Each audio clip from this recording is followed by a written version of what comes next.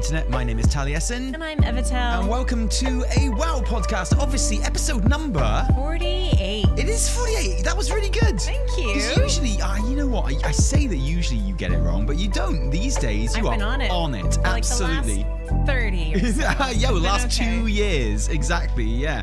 Ladies and gentlemen, welcome to the podcast. Hi, guys. It's so lovely to have you here. It's so lovely to be here. Lovely to see you, team. So lovely to see the super chats. Evie, do the super chats. Super chats. Come on, now, do it now. Do it. Super chat.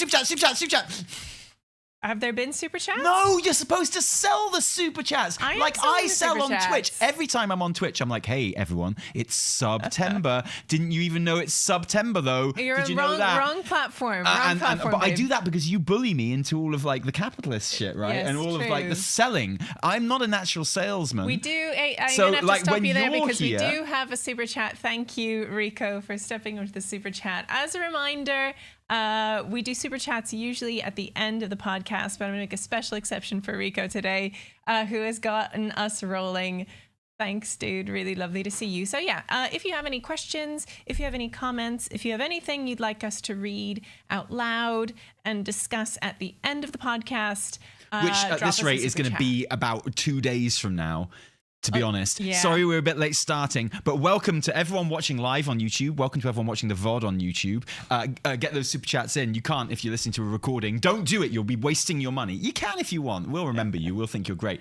So welcome everyone to the podcast. What are we talking about today, Evie? Today, we're going to do a recap, a go through, a deep dive of our fireside chat with Maria Hamilton and Gabriel Gonzales. Oh, brilliant. I'll just pull it up on YouTube. Yeah, that's a and we can great go idea. through it and we can talk about it together since since WorldofWarcraft.com Blizzard put it up on their official YouTube channel. I'll just do that. Let me go look through it. Where was it again? It is, according to my contact, still in jail somewhere. jail. Still being held captive. Okay, so somewhere in Germany. Here's what happened. We did Gamescom. Maybe you saw the live We did. podcast live from Gamescom, which That was was a good really, really good. Maybe you saw that.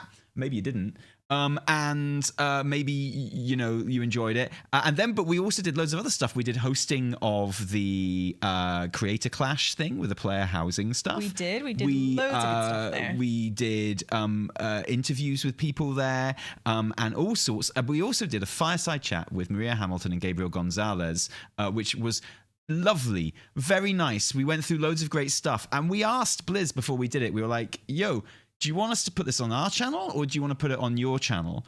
And they were like, whichever you prefer, which should have been my first red flag, to be honest with you. Yeah, exactly. When they didn't come hard and fast on that, I was like, okay. Because whenever Blizzard ever asked you what you would prefer, Blizzard tell you what happens, and you have to suck it up, and that's how life in World of Warcraft works. But so we were like, okay, well, whatever. I guess they'll just give us the footage if they want us to put it on our channel, or they'll put it on their channel. That'll be nice, won't it? I mean, the footage is being taken. There are dudes. Has that been huge confirmed? Well, are you sure anyone pressed record? I've had no confirmation that anyone ever pressed record. I did see the guys walking around with big giant cameras doing their thing. So oh yeah, they were there. They were there. They were looking the happiest I'd ever seen them when we were doing our fireside. They were like, at last, some professionals on stage doing this. But it was a really good chat. We haven't heard anything basically back from Blizz, No. And neither has Mr. GM from his fireside chat that he did with Ian Hazakostas a little bit later in the day. Remember that? A little bit later in the day. Yes. That's foreshadowing. That's going to be important later, okay? But so what he did, luckily, he had the forethought to get, I think Cyber and Kexman were both there. It was like the Avengers of WoW YouTubers, right? They absolutely assembled. They assembled all over it, and they recorded it on what appears to be phones with no external microphones. So, obviously, that's not a terrific way to record a panel, and inevitably, unless you're taking the sound live from the microphones and from the PA directly into whatever you're recording it on, it's gonna sound terrible. So Mr. Gem's put that up there now on his channel, so you can go through it and you can try and listen to it, and you can get an idea of what it was like. And good on him, I say, putting it out there for the people. Yeah, absolutely. We're not going to do that. No. But we don't have a recording. Well, we didn't have a recording of it. We have nothing, no frame of reference or anything like that. But luckily, someone pointed out to us, Discordian Kitty pointed out to us, that Nagura, who introduced us onto the stage, somehow did a live recording of this. Hang on, it's a 12-hour-long stream. Yeah, Nagura was doing her magnificent live streaming in the wild thing. And some of it, she was sitting in front of our Fireside chat. Yeah. So we do have like some kind of record of at least the first 25 minutes of our Fireside chat. Yeah. And, you know, obviously it's taken from a phone, or someone live streaming, so she's kind of talking to her chat and stuff as well. And we thought, God, this can be even worse than the Mr. GM one. We're not putting this out. So what we're doing, okay, is we have sat here diligently transcribing this entire thing onto a Google Doc, and we're going to read it out to you. Are we going to perform it? Is this going to be I'm going to perform it. I've been working on like the character of Maria Hamilton for a long time. Okay. I you know, let me just. I need to limber up a bit, obviously, but I can. I do a mean Linda Hamilton. That's the girl from Terminator. I do a mean Maria Hamilton, as you know. So we'll read through this and we'll go through it and we'll talk about all the things which are interesting about it. I think there's a little bit in the middle we haven't transcribed yet. We started working on different bits and then we had to, whatever, man. So yeah, it'll be good to go through that. But just before we start, how was your Gamescom experience? It was delightful. It was great. It was non-stop, like a full week of everything just going at like an incredible pace, incredible rate. We were very lucky to be out there together and with a bunch of other WoW creators and with the WoW team who put on a really lovely show. And I mean, the stage was magnificent. It was really fun. Getting to meet friends, patrons, community members at Gamescom was also like next level. Really second to none, and I love it. We have already talked about in great detail the minor trip-ups of the midnight announcement us itself. And everyone else, right? Yeah, us and everyone else, which, you know, you have probably gone through a million times already. But yeah, barring that, the experience of being at Gamescom itself was a huge amount of fun. We had a great time. We had some delicious food, some lovely drinks. We frequented our hotel bar so much so that some of the bartenders there would see us and be like, "See you tomorrow." I'd be like, "We will see you tomorrow, friend." So we didn't actually go back though, did we? We didn't. I had a really good time. Did you have a good time, Tally? Nah, it was shit, mate. Yeah, rubbish. I had a great time. No, I had a really good time. It was really good to see like lots of really cool people and meet up. We met Kalani, for F's sake. We met Kalani. How many of you can say you've met Kalani? How many of you can say you even know what Kalani looks like? Right. Me, I can. We hung out and he was lovely. And the only reason I knew that Kalani was there was because we were streaming. We were doing some player housing streaming from, you know, the floor from the demos, and someone said in our chat, "Yo, Tally, you're being so loud, we can hear you in Kalani's stream." And I was like, "What?" So I looked around, and there was a guy on my right where you were. Tally.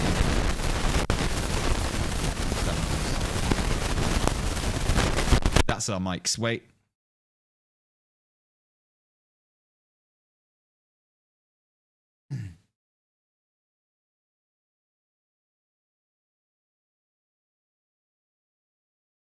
Okay. So yeah. Sorry about that. I don't know what's going on with Evie's mic these days. Absolute shit. That was wild. So yeah, we should be back now. Anyway. Hello. I looked around to my right, and there was some guy who wasn't there, who definitely wasn't Kalani because he was speaking like Italian or whatever. And then I looked to my left, and there was a guy with his partner doing some streaming. So I was like, "Evie, I'll see you later." And I stepped up, and I walked around like that, and I just put my hand on his shoulder, and I went, "I'm really sorry. Are you Kalani?" And he went, "Oh, yes." He was so sweet. Yeah, it was really lovely. Nice. And then we hung out at the mixer and had a really nice chat and a nice catch up. And I can officially say that Kalani, top fella. Yeah, absolute G. We got to hang out with loads of cool people, devs, people who work on the game, guys from the Secret Finding Discord, which was amazing to see as well. Just a really nice place. And I have to say, Cologne itself as a place, I enjoy as a place for like for Gamescom. I mean, I've never been there apart from Gamescom, so I've no idea what it's like beyond that. But even just seeing the locals out and about, it was really good. Yeah. It was really good. We just went around on scooters the whole time, didn't we? Oh my They got God. these scooters, man, and they're all on the streets, and you can just go up to them and you can just stand on them and you can just like click your credit card on them or whatever, and then you just get to their electric scooters and you get to scoot around. Yeah. How amazing is that? So we were those insufferable Nathan Barley types who were just like scooting up and down the hill, having a gay old time. And we were like, oh, you guys are walking back to the hotel? Well, we'll see you later because we're on the scooters, man. And I have Really, to really say, nice. I did have one kind of ill-advised ride on the scooters, which was after our mixer, which was really fun. No, that was the best one. That was a really good one. We had a really good time. And then it was like 11:30. It was over. It was time to go home. And I'd had some drinks, which was, normal for that kind of Acceptable celebration. behavior at a mixer, I think. Absolutely, totally acceptable. But, for me, if I have a couple glasses of white wine in particular, it's like a huge confidence booster for me. So I'm just like, yo. So it was really fun. I was going up to like Annie Fuchsia and S-Fand and stuff. I was like, hey guys, call you later. And then Evie was organizing the party. I was it's like, okay, we're gonna go somewhere else now. And then I was like, you know what, I am definitely capable and sober enough to ride a scooter basically on the streets at quite high speeds in the dark back to our hotel. And yeah, I absolutely floored it. On the scooters, you have a little handle that you wiggle at the top to make it go faster, to accelerate. And I was like absolutely flooring it with my thumb. And then you went the wrong way, didn't you? And then, I went the wrong way because I had to scoot by all of the walkers. Everyone was walking. Went out of our way to scoot by the walkers, but then got a bit lost. And then I got a bit lost, and then I had to go back. Yeah. But it was absolutely worth it because I whizzed by them again, like Annie and S-Fand and the whole crew, and I was like, peace. And then of course I had to go back them again. Yeah, it was a bit embarrassing because I whizzed past S-Fand and Annie Fuchsia, and I was like, eat my dust, suckers! And then to have to come back again the other way, wheeling my kind scooter of back on the ruined road. my baller moment, if I'm being completely honest with you. So that was nice. I enjoyed that. And then really so I got home full of the joys of spring and have had a good, we had interviews and stuff that we put up, and I have to say that obviously, like yesterday, we had the first chance that we had since we got back to actually sit down and play some WoW together in the day. We basically took the day and just played some WoW together, didn't we? Koresh, and it felt really good. Kids have gone back to school. Because I know you love Koresh. Yeah, I am going to write a love letter to Koresh and share it with you. Except there's no one to read it because there's no one there because it's empty. No, I'm going to present it. Oh, fine. Present my love letter to Koresh. Put it on the drive. Yeah. It'll be great. We'll go through it. It'll be terrific. Yeah. I like Asfand. He's not a natural presenter. Oh, big disagree. Oh, yeah. One thing that we've met Asfand a couple of times and like been in like interview circuits with him and stuff like that. And he's always been really friendly, really nice. We got a taxi with him from Goodwood to London, which took like 2.5 hours while he was sleeping off jet lag, which was really fun. Yeah. So we knew he was really nice. We knew he was really cool. But we never really worked with him before, but he was one of our co-presenters on the Creator Clash thing, on the housing thing. And I have to say, like, watching him work, he is such a pro. I can see why Blizz keeps him on a massive retainer. I know. Which they probably do. That's speculation, right? But I'm assuming they do. Because, like, he's there at the drop of a hat. They must have something. He and he's, like, such a pro, like, so slick, eats that stuff for breakfast. And it was a joy watching him work. It was really, really good. And he was really fun to work with, between the three of us. Because, we had our producer being like, okay, it's going to be you two and S-Fand kind of on the table, doing your thing. And we didn't get to rehearse. So we were like, I have no idea how this is going to go. Like, are we going to vibe? And it worked. It was perfect. It was brilliant. But he really did the work, and we managed to put it all together. And we had a great time. And then after yesterday, after kind of catching up with WoW again and stuff, which was really, really nice, I got dicked. Oh. Probably because Blizzard are scared of me. Oh. Probably because Blizzard are intimidated by me. And because I tell it how it is. It's truth. It's honesty. I don't care. I'll just say it how it is. So, Blizzard decided to absolutely destroy me from orbit. Let me put some onto the screen here for you right now, okay? So those of you watching, you're seeing a man on screen right now called Toby Reganey, okay? Now, he looks quite friendly, doesn't he? He looks quite nice.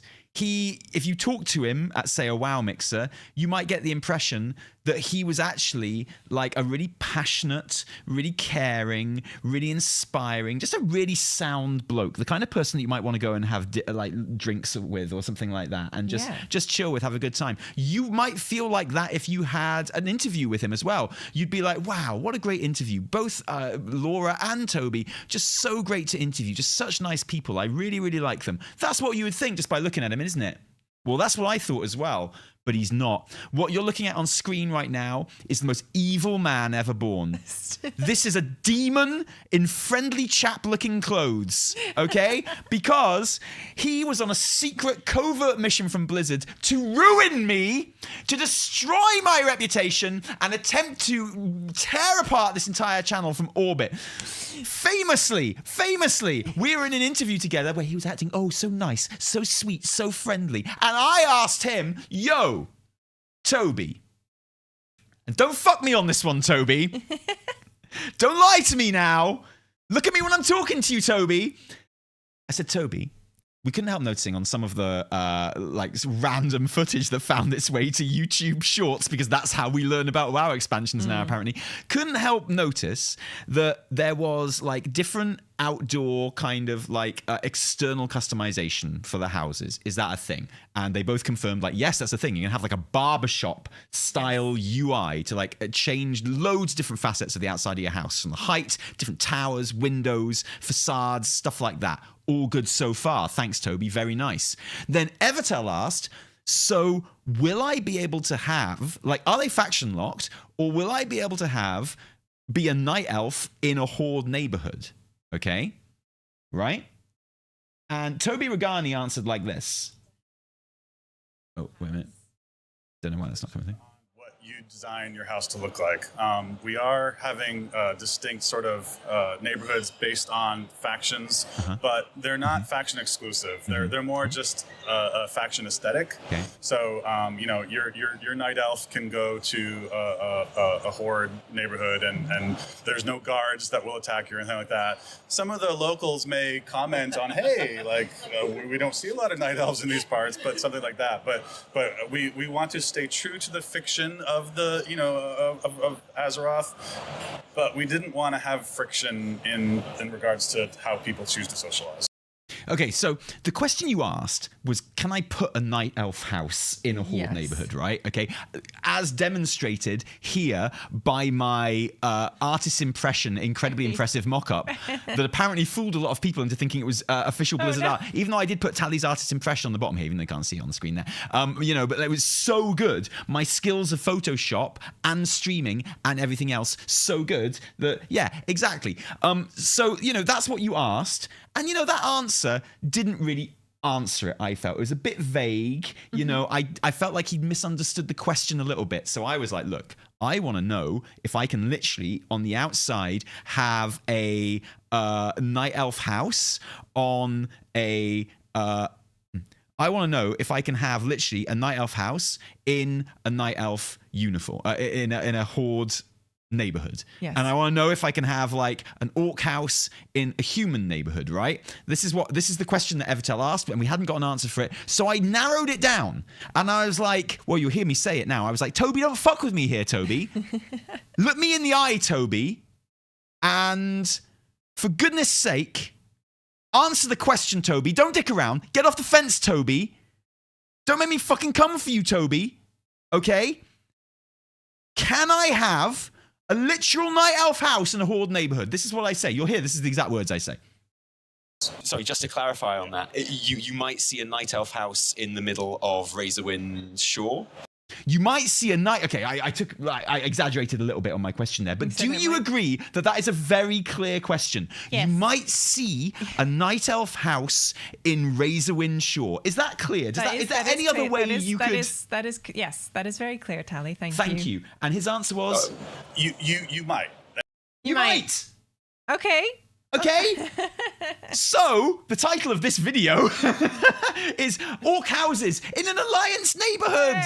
Hooray, because I thought that was the coolest thing in it. Wowhead put an article about this video called, like, Night Elf Houses in a Horde Neighborhood. They switched it around a little bit, but it was the same difference. Same thing, okay? And, like, yeah, okay, so... that was good, wasn't it? And that video got lots of views and everyone was happy and everyone was like, wow, good info you found out there, job. Tally and Evie. You're great at your job. And I was like, don't thank me. Thank Toby Regani, who's the nicest guy in the entire... Honestly, I don't think I've ever met anyone as nice as Toby Regani. Well, my view on him has changed because... Blizz, I don't know if you knew this actually. Blizz put out 13 blue posts yesterday. I saw. Did you see this? I saw. They were like, should we release them now? Like, So, should we say? I don't think they were sitting on them. I think they were like literally, they got back from Gamescom and they went, They're like, okay, uh-oh. everyone justifiably tearing us apart for having no central source of information on this. Yeah.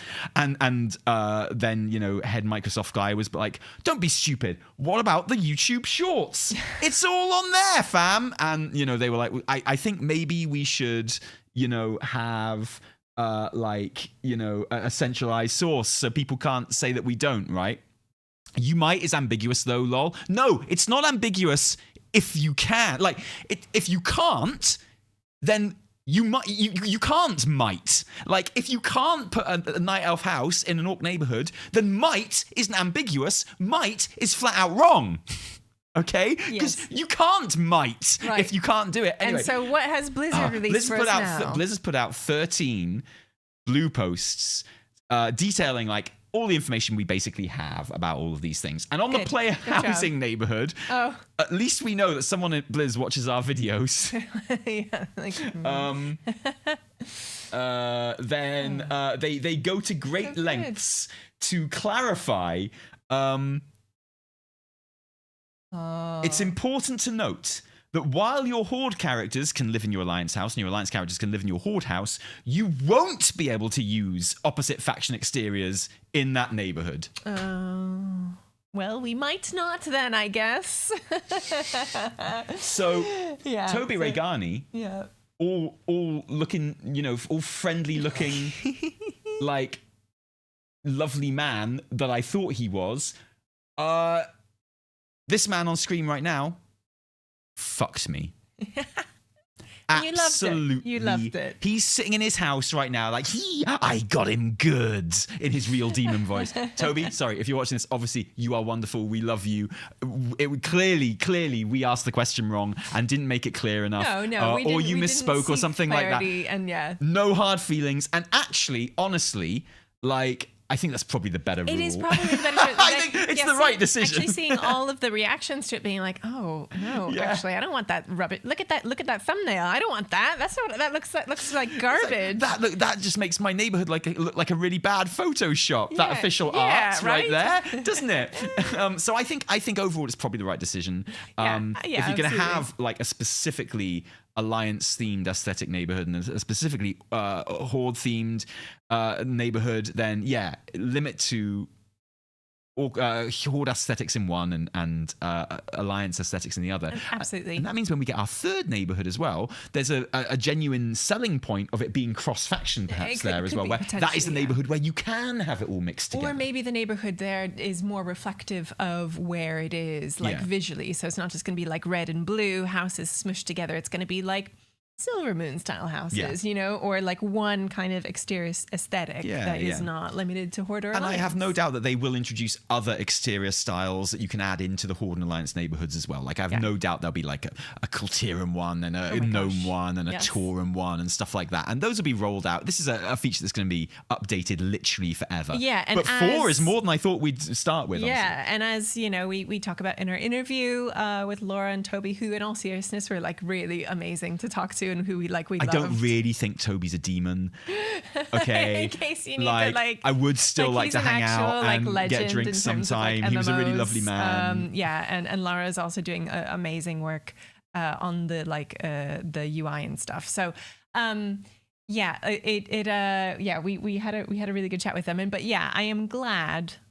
I'm glad that this has been kind of clarified, and this has been kind of the whole story of the past. A bit too good to be true. The past 2 weeks is just information like hoopla. Like everyone's just like, is it or is it not? But you know what? That's normal. And like you said, the housing feature is something that they are like working on. Yeah. It's happening right now, and it's going to be happening for a long time yet to come. So a lot of the answers are like, you know what?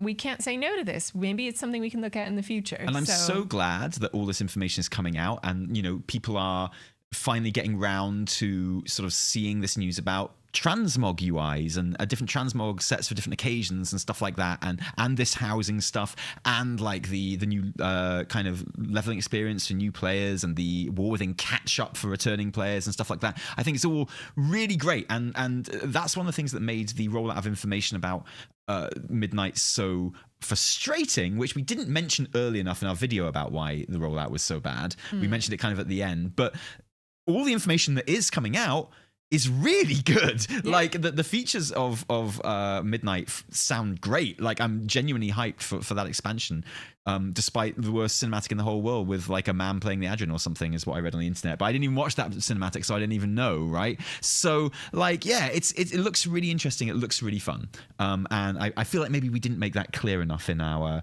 kind of like Midnight reveal fail video, right? Really? Yeah. I thought we were pretty, like, I really am looking forward to it. Okay, great. Well, there we are. I think That's it's fantastic. Cool. Yeah. But okay. yeah, and I mean, also these things happen, right? Like, also we did our like reaction to the cinematic, and we were like, wow, and then we did our here's stuff that went wrong, with the announcement, and people are like, oh, 1 minute you're saying you love it, and the next minute you're saying it wasn't good. This doesn't add up, you shills. And it's like, okay, but I literally had a reaction in the moment, and then 2 days later, I was like, when you're talking about like the information rollout of Midnight, you're not talking about like the cinematic. There's no information in the cinematic, right? But we are like receiving more information over time. Things are settling in. I look forward to diving into all of these blue posts. The next big dump of information will probably be the alpha now. So, get on that. And then it's like, wow, it's the Wild West from then on in. It's every man for himself, basically. I can't wait for the alpha. First time I step into Silvermoon on that alpha, it's going to be like, so legit. Anyway, without further ado, let's get to the main meat of this podcast today, which is going over our fireside chat with Maria, of which there is even more good information. There is. Now, like I say, we've got a transcript of most of this. For the most part. Hammering it out, right? Yeah. Evie's a much faster typer than me, so she did most of it. And we tried to make it as verbatim as we can.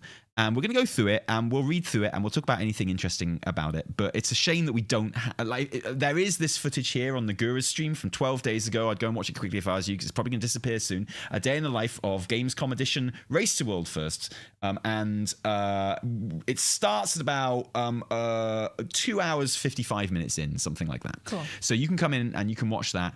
And you can make sure that we've transcribed it right and hear with your own ears if you can. Good luck. Now, we're going to go through this now.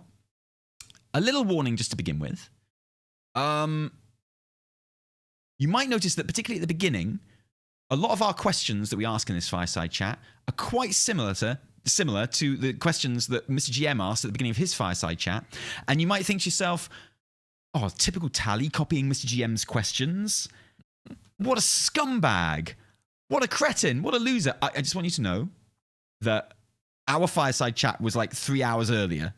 Okay? That's important. On the timeline, okay, our fireside chat and our questions came first, all right? And just as well that Mr. GM did ask them again, because otherwise they'd never found their way to the internet, would they? Just as well, that's what Mr. GM probably thought. He probably thought like, oh, great questions from Tally and Evie there. Can't help noticing, though, that no one was recording that, and I know that Blizzard aren't going to be doing it. So I'll make sure that I ask those questions again on my Fireside chat with someone recording it, and we can get it up onto 3 hours later. Yeah, exactly. So thanks for that. I appreciate that, Mr. GM, getting it out there for the people. Right, so let's get started. Just to give you some idea of what the audio on this does actually sound like. Sit here in silence. On the visual side of things. Yeah, that's what we're working with. So you can hear that like the voices that we're trying to listen out for there are literally like the third loudest voices that you can hear. There's the sound of Nagura, there's the sound of the crowd, which she is sitting in, and then there is the sound coming out of the speakers. And that's like third in the mix. So we're always trying to kind of listen through that. So there are some bits in my bits that I transcribed, I know that for a fact, that I couldn't quite make out. Yes. So we'll get on that. So it starts off, and we're all having a lovely chat, and we do the intros. We won't go through the intros again, okay? But it goes like this. So I go, from a lore perspective, Maria, look at me when I'm talking to you, Maria. By far the biggest question I've seen from the community has so far been regarding the cinematic and exactly who those paladin dudes who came out of the Sunwell. Is that something that you can speak of at all? And thank God Mr. GM asked Ian this as well. Ian had an answer, but I like Maria's answer as well. I like it too. Do you want to read this? Yeah, she says, yeah, absolutely. So it's kind of two different groups of people we see there. One, and the first initial response, is the Army of Light. Wait. The Army of... No? Did people saying the audio was bad? Yeah. No? No? No? You can't say shit like that in our chat, guys, when like because we just assume it is. Sorry. Carry on. It's not coming through at all. And the first initial response is the Army of the Lights. And you're seeing just the very vanguard. Lots and lots of them are going to come. Also, it's the players, because you're going to begin by getting this call from the light. You're going to step through and join that fight in progress, right as we see in that cinematic. And then I say, I love the idea that it's the players coming to be there. That was one of our first reactions too. And then Evdel said... yeah, I saw it and I was like, is that my hand? Could that be me? And I was like, typical Evdel. Oh, it might be. But when you say the Army of the Light, and I'm like, look at me. Don't fuck me on this one, Maria, okay? When you say the Army of the Light, do you mean literally the guys on the Vindicar? And Maria says...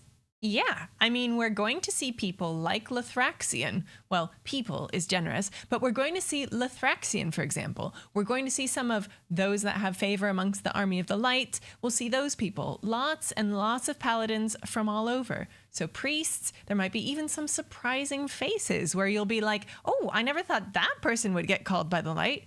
So those are all scattered here and there about for you to be surprised by. And that's really cool. Lots to talk about in this, I think. The idea that, yay, we were right. It is kind of us. And that's fun, isn't it? Yeah, isn't that nice? Just like generic hand. Yeah, I think that's cool. So it's kind of like a bit Final Fantasy 14. That it's like the literal warriors of the light arriving and being like, yeah, we'll join in. Let's go. It means my very initial reaction to the cinematic that it was the Army of Light was true, and it was correct. And then like the second time I watched the cinematic, I was like, oh no, none of them are Draenei. So obviously it's not the Army of the Light. It's got to be someone else, maybe like the Silver Hand or something like that. And we talked about this at great length, obviously. And then Maria came up on her panel and she said the Army of the Light, and we were like, oh, it's the Army of the Light. But then because there was no recording of that panel, it came out for like 6 hours. I started to second guess myself. Do you remember at Gamescom? I know. You were like, was it the Army of the Light? I was like, yes. I literally wrote it down. You're like, but was it the Army of the Light? I was like, did you hear it, or did you write it down because I said it? I wrote it down on my phone because she said it. Yeah. So it is literally the guys from the Vindicar, who canonically are not all Draenei anyway. They're supposed to be like a mixture of races, but they're just presented as all Draenei and Legion.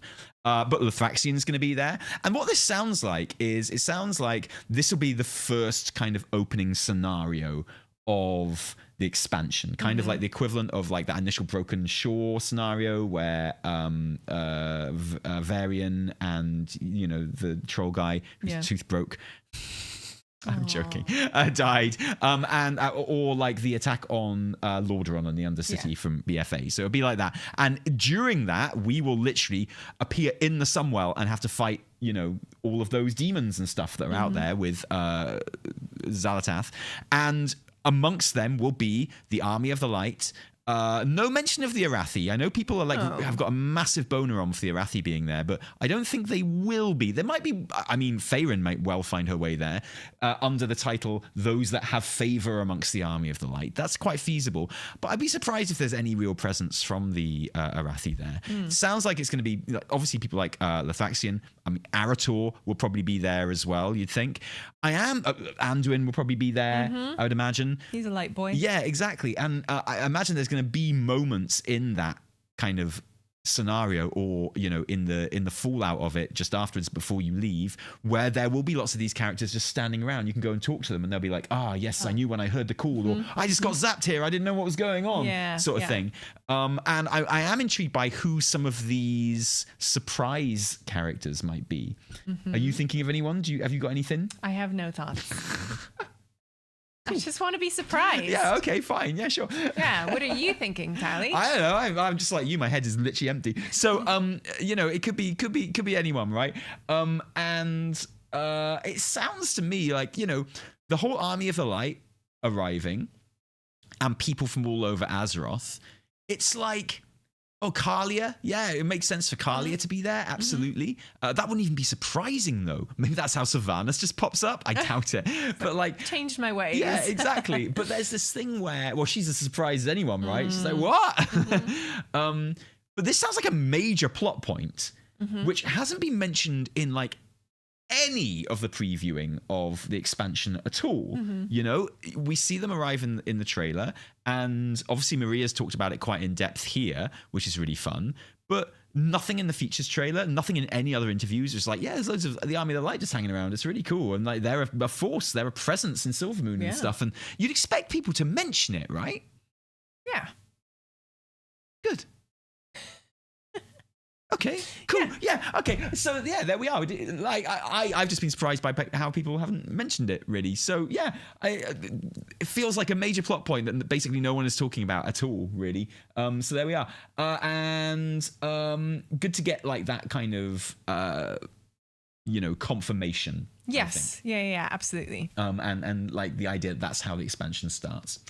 And then we go on. And I say, so I wanted to know, and I'm not sure if I eloquated this question very well, but I wanted to know if, any of those people she just mentioned, the Lithaxian, was meant to be, in the cinematic One itself. of those people, yeah. So I'm and those characters that you mentioned who we know from the Army of the Light, are they in that trailer? And she's like, are they going to have what? One thing about this kind of entire thing was that we couldn't really hear each other on the stage. It was really hard to hear each other on stage. Actually, I managed to hear some answers, from Maria and Gabe while listening to Nagura's secondhand stream. I could hear that a little bit more clearly than I could while I was on stage. Oh, yeah, absolutely. With my earpiece. Going through and doing this transcript was really fascinating because I heard stuff that I hadn't heard the first time, which was great. And we'd said that when we'd had our check for our podcast. We were like, we can't hear each other on stage here, which is quite difficult when you're supposed to be talking and riffing off each other and joking around and stuff. It is hard. And another thing that happened was there's a big screen, you can see it just above Nagura's head here, which had the timer for how long we had left of this entire interview, right? And I was like, do I need to keep track? And they were like, no, we've got a timer on there for you. And they told us which seats to sit in. So we sat down, and it was I realized that the screen was behind us. And I was like, come on, dude. So I mentioned that to them, and I did notice that when they told Mr. GM to sit on the other chair, the other side, so he didn't have to look behind him constantly to see what the time was going on. Okay, Tally, we got to keep going through this interview. We've got 20 pages left. Sure. Okay. And then we go to, do you have a headcanon for each one that we see appear in some way? Or Maria just simply says, we have reasons why the people who show up. Yeah, which didn't answer the question, but that's absolutely fine. It wasn't a very well asked question. Then Evertel says, going back to that cinematic, there's something about the visual style of it that felt like it transported us back to earlier days of playing World of Warcraft. It felt evocative of something older, and maybe it was the Blood Elves that did that, but also visually the style. Was that intentional? And Gabriel replies to that. He says, yeah, it was really important for me that the visual style of that was really capturing a sense of nostalgia. We're returning to Eversong, which for a lot of players is very iconic. And for me personally, it was the first zone that I ever made a character in. It was my first experience of WoW. So I think for us, it was super important that we capture that feeling of coming back to our roots. Haranir foreshadowing there, I think. Coming back to the things that we really loved, and the cinematic is a big part of that as well. So I think for our game, our cinematics have a very unique style, and we need to make sure that we capture that, isolate it, and distill it into the essence, which is very interesting because I know a lot of people wouldn't agree that the cinematic does that.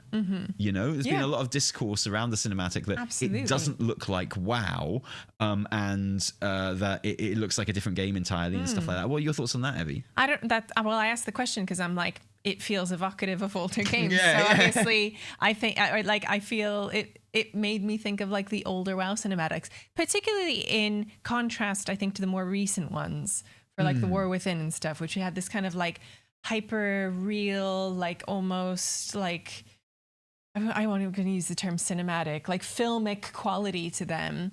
You know, just two guys having a chat and their beards bristle in the wind and stuff. And their lips are crusty, crusty. There's bits of crust falling off their lips all the way through. But you see every single speck of crust coming off that lip and you're like, oh yeah, he's so grizzled. But I think particularly like the fighting, like the combat, the sense, like, you know, to Lorthamar's little like swivel and smile when he's like knows they've got her beat for a moment there. Like it felt old school to me. That's why I asked. It did, and like the movement of the characters did as well. Like when I was going back for my cinematic analysis, I looked at some of like the old vanilla trailers, and you know, like that first kind of fight scene where you see Lorthamar and Liadrin kind of fighting alongside each other, and they're kind of like you know whirling around each other and doing that Avengers stuff. Like it's very, very similar to the scene in the vanilla cinematic where the orc is fighting with the night elf. Like the camera movement is incredibly similar, and the movement is very similar, and it's very evocative of that. And it's nice to hear Gabriel kind of like say, yeah, that's absolutely what we were trying to do with that. Totally. Which makes sense. And then Evertel says... and speaking of nostalgia, going home, Silvermoon also holds so much meaning, I think, for so many people.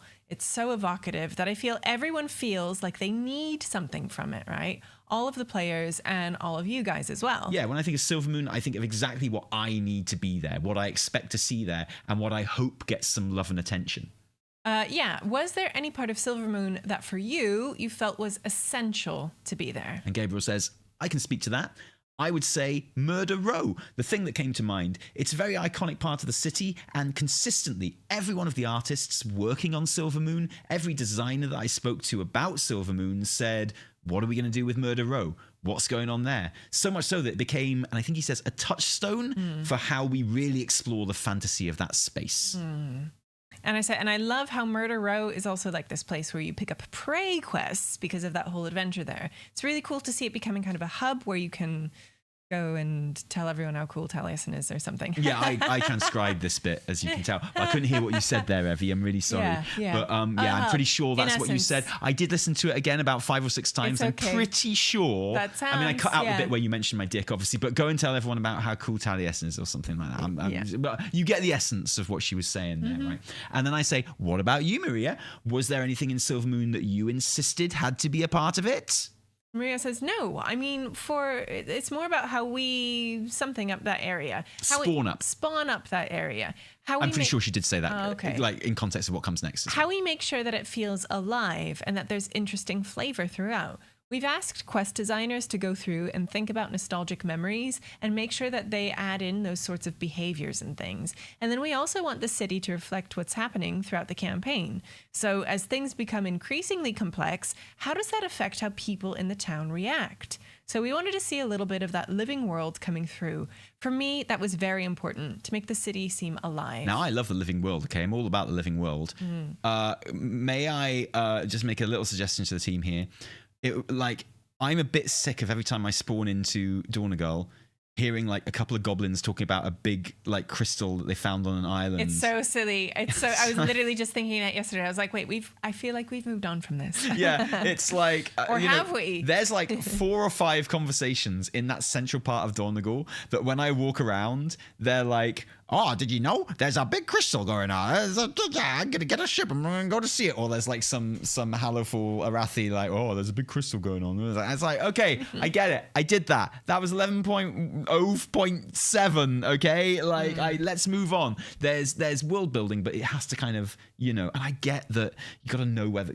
But those aren't even the quests. Those are just like people around the town talking. So chattering. I'd like maybe to see that updated a bit more often in terms of world building, but I do like everything she's saying here. I do like, especially like those calls to nostalgia. Look, I'm a dickhead, right? I'm easy. I'm a mark.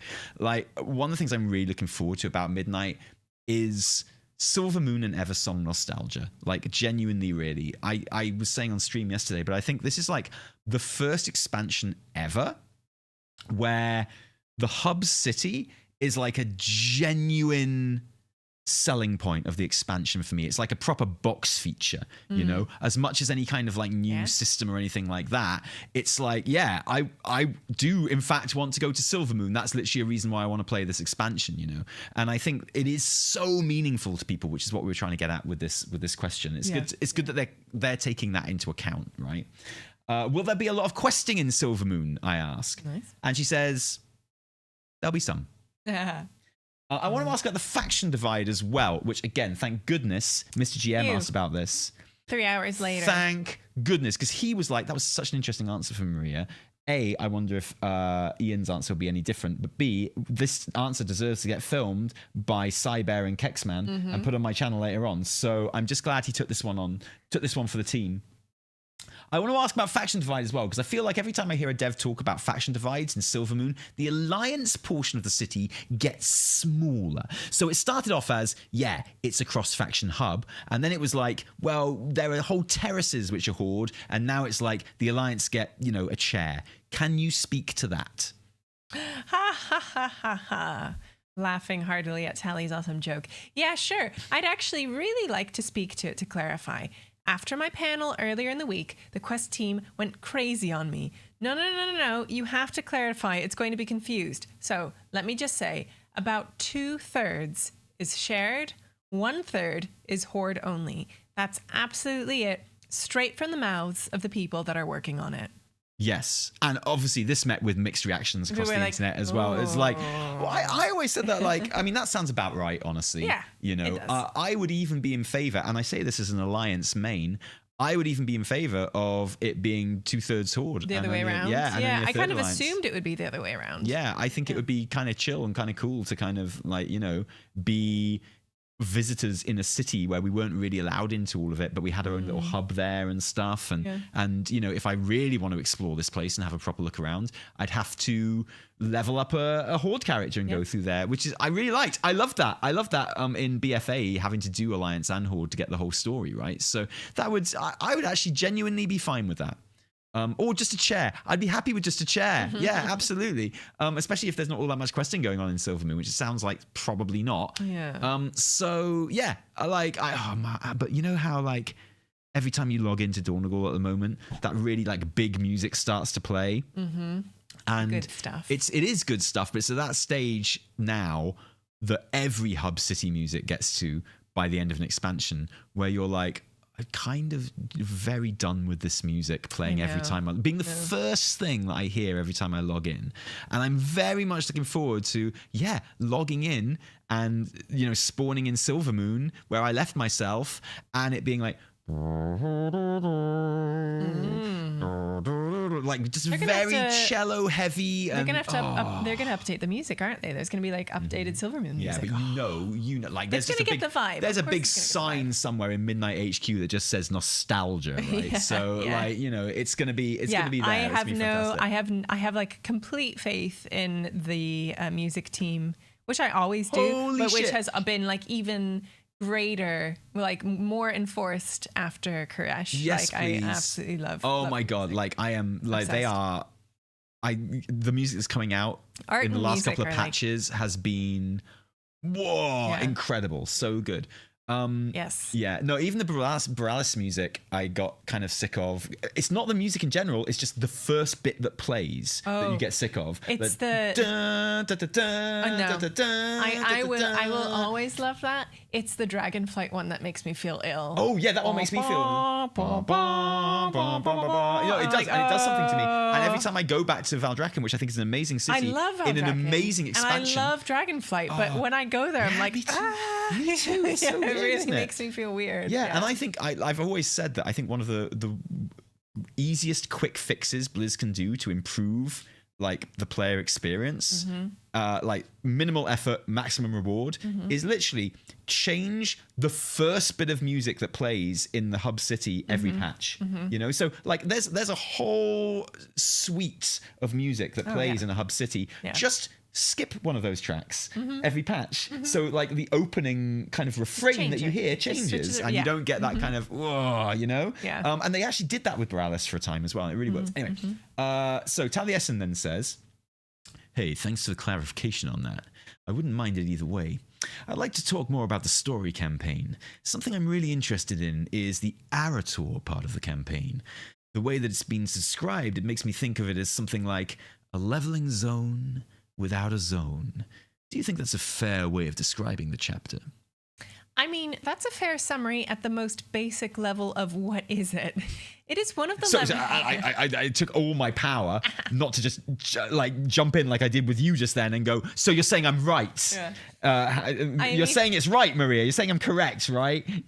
Sorry. It is one of the leveling story campaigns, but because Arator is moving around, there isn't a specific zone.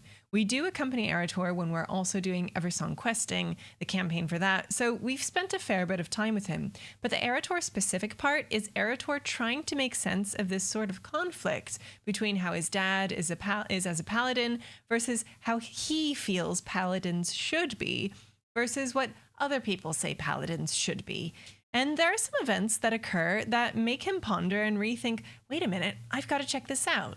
And so he has the opportunity to even go back and see some places where his father fought, learn more about the story of his father from his father's friends, who will always tell you a different story, right? They have all the inside juice, like, what was Tyrellian like back then? Oh, he was great. He was a joker. He was out drinking all night or whatever. They don't say that. But anyway, it's different when you hear it from your dad's friends than when you hear it from your dad. So it gives us the chance to take this journey and learn more, and therefore, so does the player learn more and more, because this family is very central, and Arator very much represents this conflict between the light and the void. Now, as I was transcribing this, I did think to myself something that I did not think during the interview, which is like, that sounds quite a lot like, you know, Tyrellian's gonna die, and this is being done in like, oh, I gotta go and talk to all my dad's friends about what my dad was like. Did you get that from it at all? Absolutely, yeah. 100%, Okay. yeah. I'm sure we're not the only ones thinking that. Now, when I heard it that time, it didn't sound quite so much like that. No, it's but like, now okay, it's I've like, heard it from my dad, now I'm going to go and hear it from my dad's friends, sort of thing. But I mean, yeah, there's definitely a part of me when I was transcribing that, which is like, oh wait, that does sound like Tyrellian is dead. Not that central, then, is he? Yeah. But I just put this portrait up in my house. In memoriam. Boo. So I don't know what you guys think about that. Yeah, and then I say, and I love how he that is captured in his Arator's character design as well. He's got tattoos. I couldn't help notice those. And Gabriel says, exactly. That's something that the character team did an excellent job exploring, because it really was a challenge to show how that conflict of being a paladin, but is not the traditional type of paladin, right? Combining those two things together, I think he says, it comes from process for sure. Probably didn't say that. Sorry, Gabriel. I didn't like. I'm gonna have to go back over not these you. parts It's the sound. Sorry, everyone.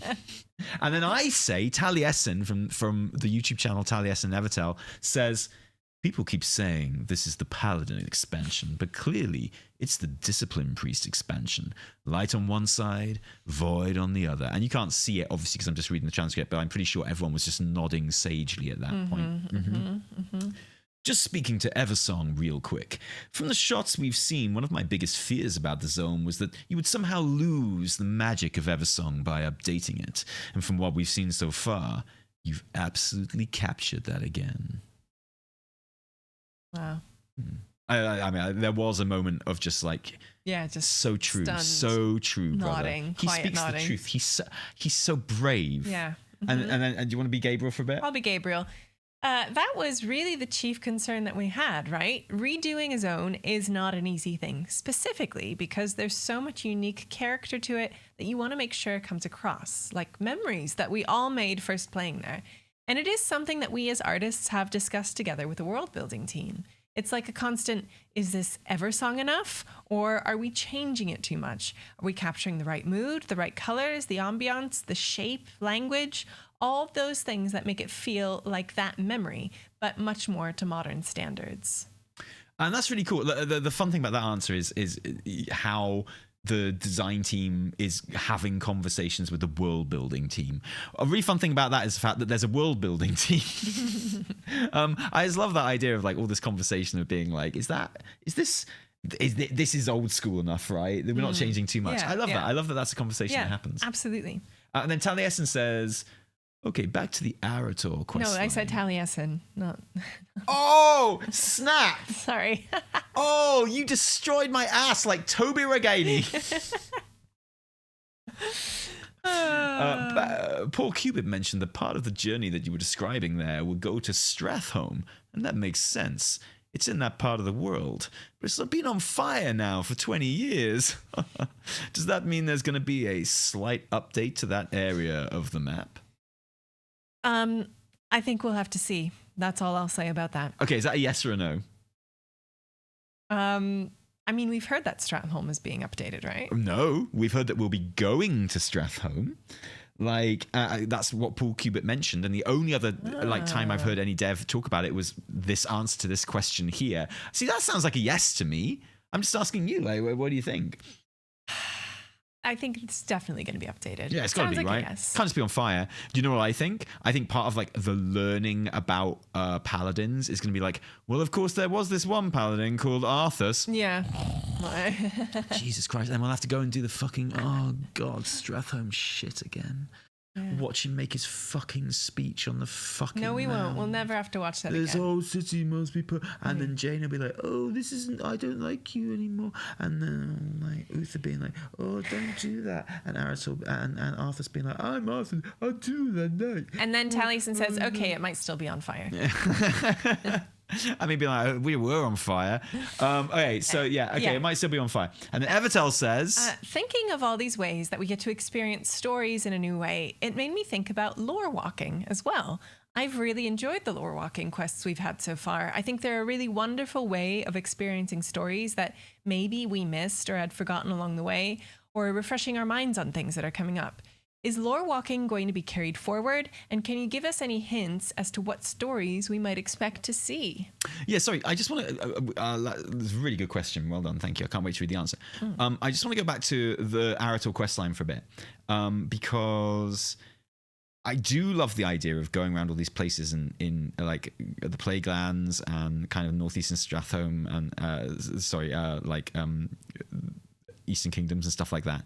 A lot of people are saying, well, do you think they will be updated?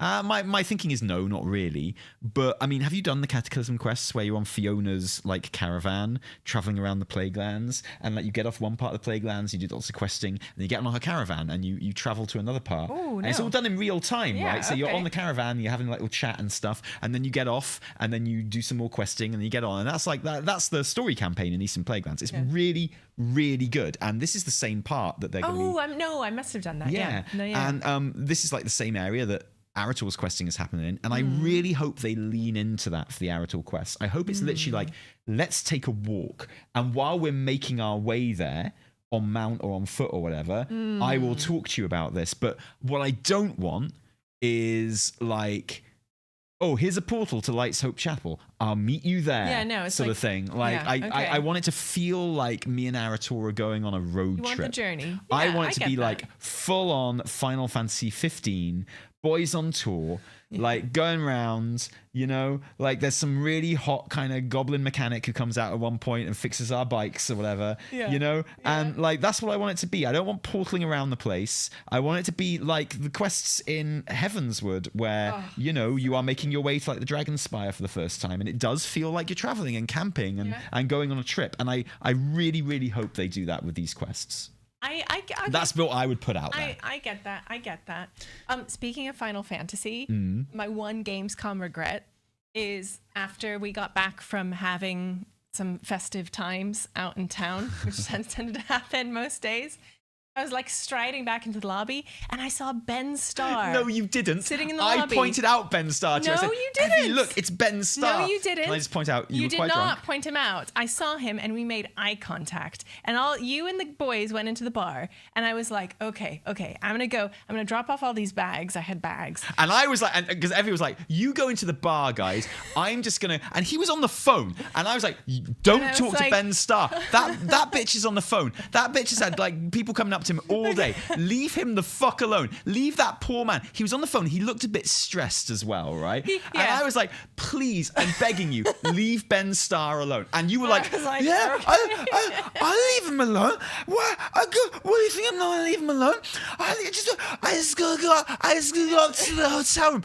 You go in the bar. It's all going to be okay. I exercised extreme self-control where I was like, okay, the guys went into the bar and I was like, okay, I'm going to go upstairs, like one flight. I'm going to drop off my bags and I'm going to come downstairs. And then when I come downstairs, I'm going to go up very politely to Ben Starr and I'm going to invite him. You lied to me! And then I'm going to invite him. I'm going to invite him to hang out with all these cool WoW creators because that's definitely what he wants to do. And I was so excited. That was your plan? And I got down there and he clearly saw the glint of mania in my eyes when I saw him before because he was gone. He noped the F out. He's like, that girl's going to come down and she is going to like start invite me to hang around with some absolute WoW chuds, which I do not fancy right now. And I'm like, yeah. But you had a really good in with Ben Starr because you could have been like, I was so ready. My husband is like childhood friends with Betham Walker. Yeah. Who you know and have worked with, right? And buddies with Charlie Cox. Although I don't think they had like any interaction with Charlie Cox. But I was super excited, and that's my single regret of Gamescom. Yeah, sorry about that. I'm kind of relieved that he'd got. I think if this podcast ever gets back to him, I'm pretty sure he'll be relieved as well. To be honest.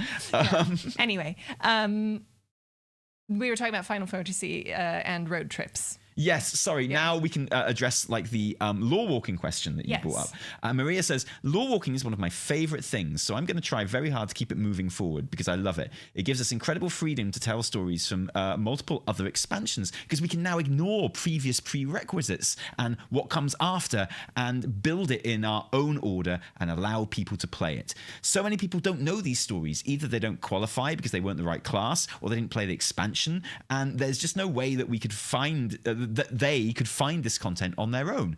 To say, oh, I want to play the story of Xalatath. Where would they even look? So it's exciting to us to be able to look back at 20 years of quests and say, ooh, let's make this story. Let's do that story. And of course, it's very important too that the technology to allow us to recap the story of the War Within as well. Very, very keen. She's talking about the new recap that's coming in midnight there. And a hint? Well, I feel like we might be seeing elves, so maybe some elf things. We're going to be seeing trolls a bit. Maybe there's some troll things. Just fucking absolute reveals there. Just bombshells. In general, we want to use it to talk about characters that are important to the story, and we want to make sure that we're covering cultures. Mm-hmm. I like that answer a lot. Yeah, classic, really good Maria answer. And then I say, I love seeing the survival. Sorry, we're getting static again, apparently. No? Are we getting static? Heavy mic again? Mic? Okay.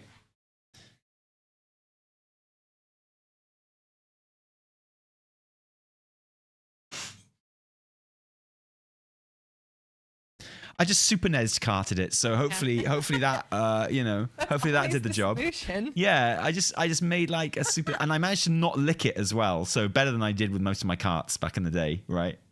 I don't think it's the mic. It's something to do with the connection. But there's so many parts of the connection, and because it isn't bad all the time, it's actually kind of impossible to troubleshoot. So at one point, we'll just replace literally everything, but that's going to cost thousands of pounds. So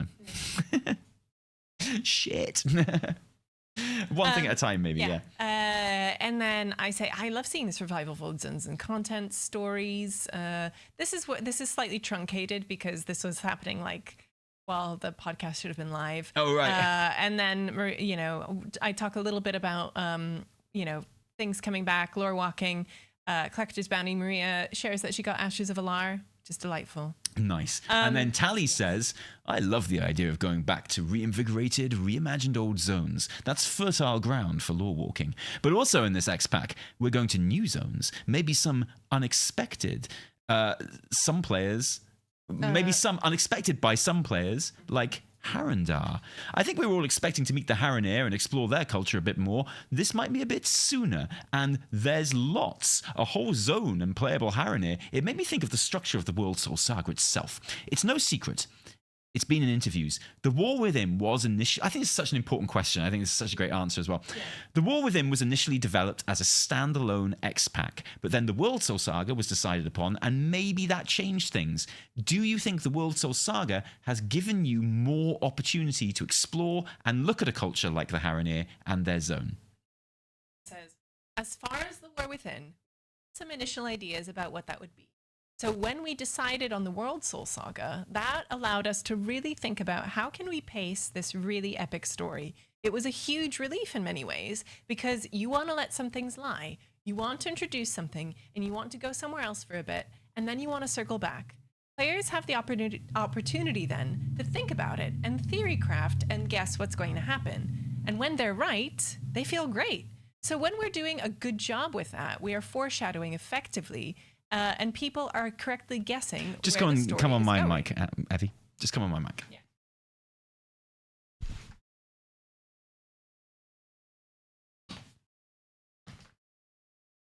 It'll be fun.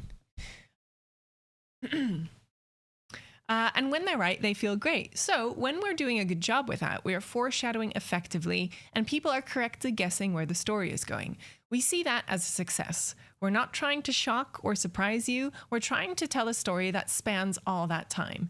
And this is really freeing for us because while we have the high level beats and know what happens more or less high level, we can move details around as we wish. As we see need to hit this a little bit more. Let's move this other thing here. So we do move things around a bit. So in the War Within, we decided, let's just tease the Harrenir a little bit. Let's have us meet them, but let's make midnight where we actually find out more about them. Where early on we thought we'll do the Harrenir in the War Within. So yeah, that's really interesting, isn't it? And I think that's something I wanted to hear her say because, we all know that the Harrenir were kind of developed and conceptualized to be a thing in the War Within, and probably the whole of their story that we're going to see in the World Soul Saga would have all been in the War Within initially. Probably is the popular thinking on that, which I don't disagree with.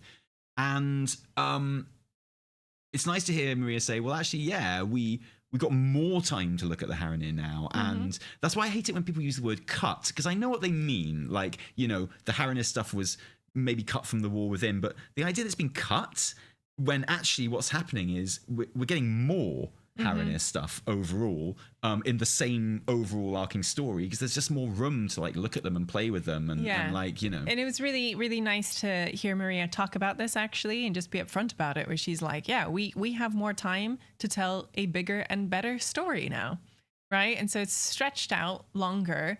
It's not what we're used to as WoW players because we're used to this very contained single expansion storytelling.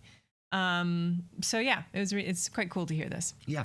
And then Gabriel adds to that and he says, I would add something about the trilogy that is helpful is having the ability to really see far ahead. The Harrenir were an opportunity to think forward a little bit. We wanted to explore that space of their story, their past and their culture, their memories. We're finding out more about the world trees. It's a very complex visual problem, and I think the choices that were made in that zone capture them. So yeah, I just think we're just getting so much more of them. than we would have done, and they're getting explored more, and I think that is awesome. I think that's great. So much exciting stuff about that zone, I say. So much speculation about where it might be based on the Rift of Aln. Very glad they're getting that focus. And Evie says... Could you talk a bit more about the visual design of Haranir and Harandar, etc.? And Gabe says, something we really wanted to capture for Haranir was the idea that they're a really ancient culture. We're looking at a lot of cave paintings. The theme of memory and recording the history of Azeroth is really important to them. And I think the really wild side of them as well. We're looking at lots of creatures you traditionally find in darker places, like a burrow, or essentially more exotic, to things you might see above ground to really make them feel different from the other races that can be druids, for example. Pangolin was a very easy win that people got very quickly. I love Haranir as a culture and for folks to explore it. I'm excited by the cave paintings, the Haranir recording the history of Azeroth from their perspective. I'm keen to hear what they have to say about everything that's been happening. There are lots of folks who have captured or chronicled the history of Azeroth, but people have different points of view. You're not allowed to say that. I was almost like, whoa, shut the fuck up, Gabe. You can't say that. Well, that's going to say. I love what are you trying to do? Why are you taking that big dump on Chronicle, Gabe? I love how he specifically uses the word Chronicle. Like, in there. just back the fuck up, Gabe. For your own safety. Don't do it. Different points of view, and they have one that hasn't been touched by any other culture. And then I say, I'm excited to find out more about the roots of Aluna here. Aluna here, okay. Which is the tree that is mentioned in the book that we find in Belemeth, the new Night Elf capital. There's a book telling the legend of Aluna here, where a tree was grown by Alun as a gift to Freya. Oh, okay. And, not Freya, Freya's boss. What's her name? The Titan of Light. Eonar? Eonar, thank you. Yeah. Alun grew it as a present for Eonar. They loved it. They were clearly roommates. And, you know, Amanthul saw it and he was like, yo, no pesky trees in my perfectly ordered world. And he ripped it up. Just like he did with Yasharaj. Same type of, like, equal amounts of corruption in his eyes. He saw Yasharaj, ripped him up. Saw the tree, ripped it up. But unknown to Amanthul, the roots were still under the ground and continued to grow deep into the ground. And Aluna here, Eonar very secretly kept it and nurtured it and assigned her special protectors to it, who everyone thinks is the Haranir, right? The Haranir zone has the roots from all of the world trees all congregated together, and Aluna here will be one of those. So it's super interesting. Love that. Okay. Love that for us. Yeah. I'm also excited to find out more about the Void Storm. Void Storm is one of those zones that I still can't quite place in my head. I think it's hard because we are currently in like a void patch. Maybe, yeah. Like we're literally dealing with the void, and people are like, oh, there's more void here. Of course, there's going to be more void. There has to be because we're facing off against the void. But I think it's there's some answers about this later. I hope so. People haven't talked much about it because they don't know much about it. What are the challenges of approaching that from a design point of view and its purpose in the story?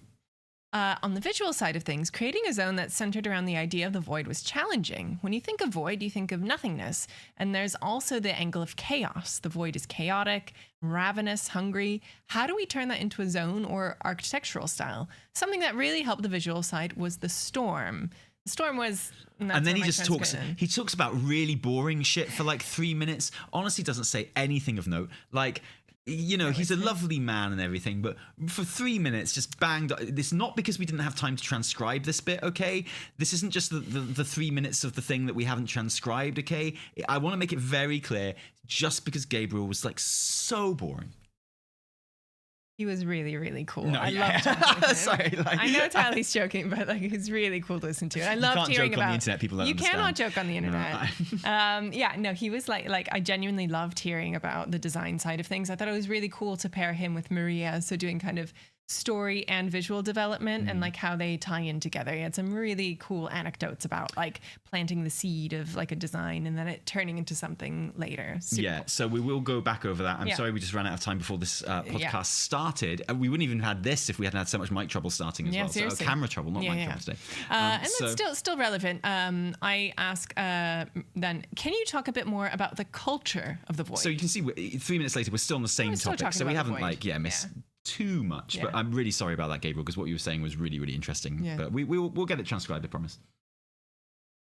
And Maria says, in the less sentient creatures, it's just about devouring what you can devour, to gain as much power as possible, to grow even stronger, eat bigger things. I love that it's all about eating. I knew I always connected with the Void. I knew me and the Void were on the same page. Me and the Void, I knew it. We were like, I looked at the Void and I was like, it me though. And this is why, clearly.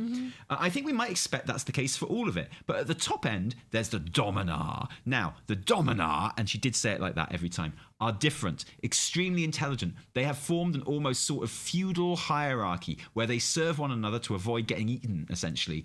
And they're constantly going to trying to get up those ranks to become the top Dominar. And so they are important to most of the zone, particularly the PvP area, where there are two Dominar pitting us against each other for their own amusement. And because they're so smart and tricksy, they have a top level element.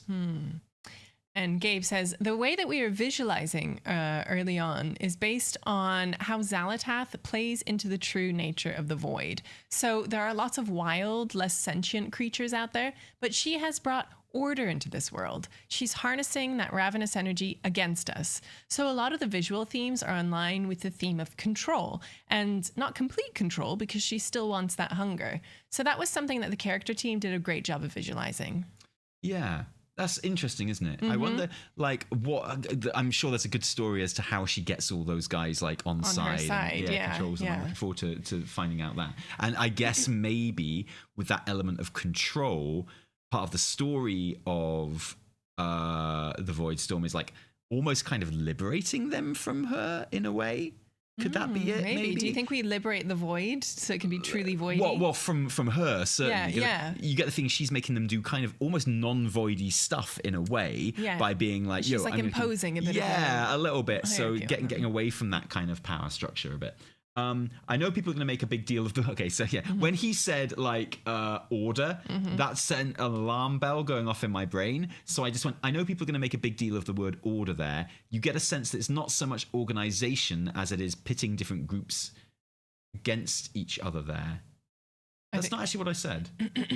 I remember what I said. I said, what did you say? You get the sense with Xalatath that she kind of aims different groups at each other. Oh, yeah. Like, rather than pitting them, it's like pitting makes like it sound like she's starting something, whereas a lot of the time she's just like, oh, you're feeling angry. You're feeling I'm just going to aim you at this thing over here. Like, you know? No, you're right. A bit different. But Anne Maria says, yes, very manipulative, very wise. Well noticed, Tally. You're so wise and always right. And I say, absolutely, Maria, I am. There was a fact sheet that went out in the slew of information that mentioned the Maw in the context of Void Storm, which may have confused people. Is it a max level zone like the Maw, or is it a more traditional leveling zone?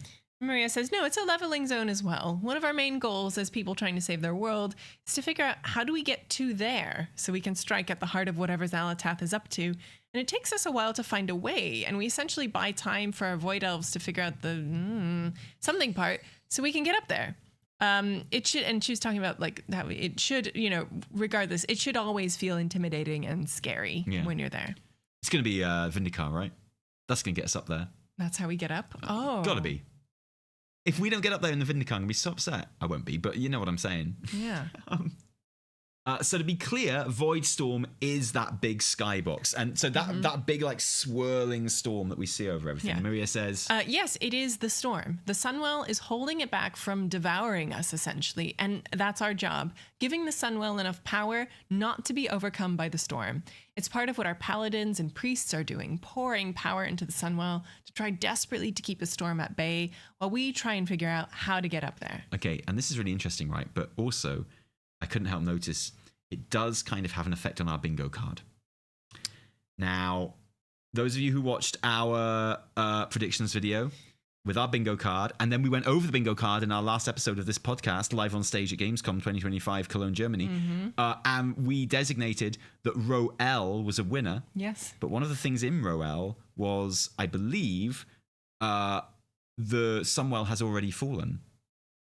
No. Wasn't it? No, it was like the Sunwell. No. Oh, maybe that was actually I think that was a different one. Column J, maybe. Yeah, I think so. Oh, yeah. But anyway, it was wrong. We marked it as right, and it was wrong. The Sunwell has not fallen. The Sunwell is actually holding the entire Void Storm at bay. Yeah. So that one would not be the case anymore. We will be drawing. We didn't have time to do it before this podcast. I'm really sorry. We will be drawing a winner from that. And so if you've heard anything from that video, it's not us, it's a fake. Don't answer them. We will make it very clear. It will be from our account on your comment, asking you to email us your details. Yeah. And it will be very, very obvious, I promise. Yes. But we haven't chosen the winner yet, but it will be someone who chose row L on our predictions video. Correct. And we'll be checking the dates, you sneaky bastards. I know what you're like. Okay. Let's talk about that skybox. It's been a big part of all the literature around it. The features trailer shows the skybox in a number of different locations. Get off my lawn, Void. Oh yeah, we talk about how it pops up. There's some banter about how it pops up in player housing locations as well. And just, can we expect to see that in game? You just love the changing skybox. And Maria says, you will see the skybox in the areas around the Sunwell. So you can see it from like Zulaman, but you certainly can't see it from Harandar because Harandar isn't there. Sure. And Gabe says, one of the things we really wanted to achieve with that was the sense of that it's a specific location. So you will get the sense as you get close to it, the void is right there, right above the Sunwell. So it's not an Argus in the sky you can see everywhere. It's very specific. It's localized because Xalatath made a beeline for the power of the Sunwell, just straight to it. And as the story advances, of course, you may see changes in how that is represented. So that's like when we saw, that skybox above the player housing and stuff like that. I was like, oh, that looks like a pre-patch event, basically. That looks like the pre-patch where, the skybox is everywhere. Maybe there's void invasions kind of dropping down all over the place. Sounds like that's not the case. Yeah. That is reassuring to hear about the Sunwell because in the cinematic, it looks like the void might be drawing up the power of the Sunwell. Maria says, one of the things you'll see early on is the significant effort that's been made by light wielders to keep pumping energy in. That's why they call me, making sure the Sunwell cannot be overcome. And I say, let's hope they're a bit more robust than those Dalaran shields. Oh, and everyone goes, oh. No, excuse me. Everyone stood up and cheered the amazing joke. They were like, Evie. So, yeah. But again, like all of this, like the whole Army of the Light Paladin thing, like people who come through that portal, again, a major plot point in what's going on here, but haven't been alluded to like at all beyond this interview, I don't think. And that's really interesting. Yeah, it's super interesting. And I say, of course, the March on Keldanas is the third of the raids that are launching. That's a really interesting idea. And while it's not the first time we've launched with several different raids, the first time certainly recently. Whose idea was that? Which department made the other department do that? Did story go to systems or was it the other way around?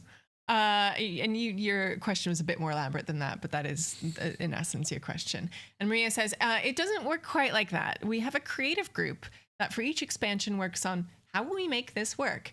And our game director for Midnight is Paul Cubitt, so he's part of that as well. And that's how we're going to decide how and what we're going to do.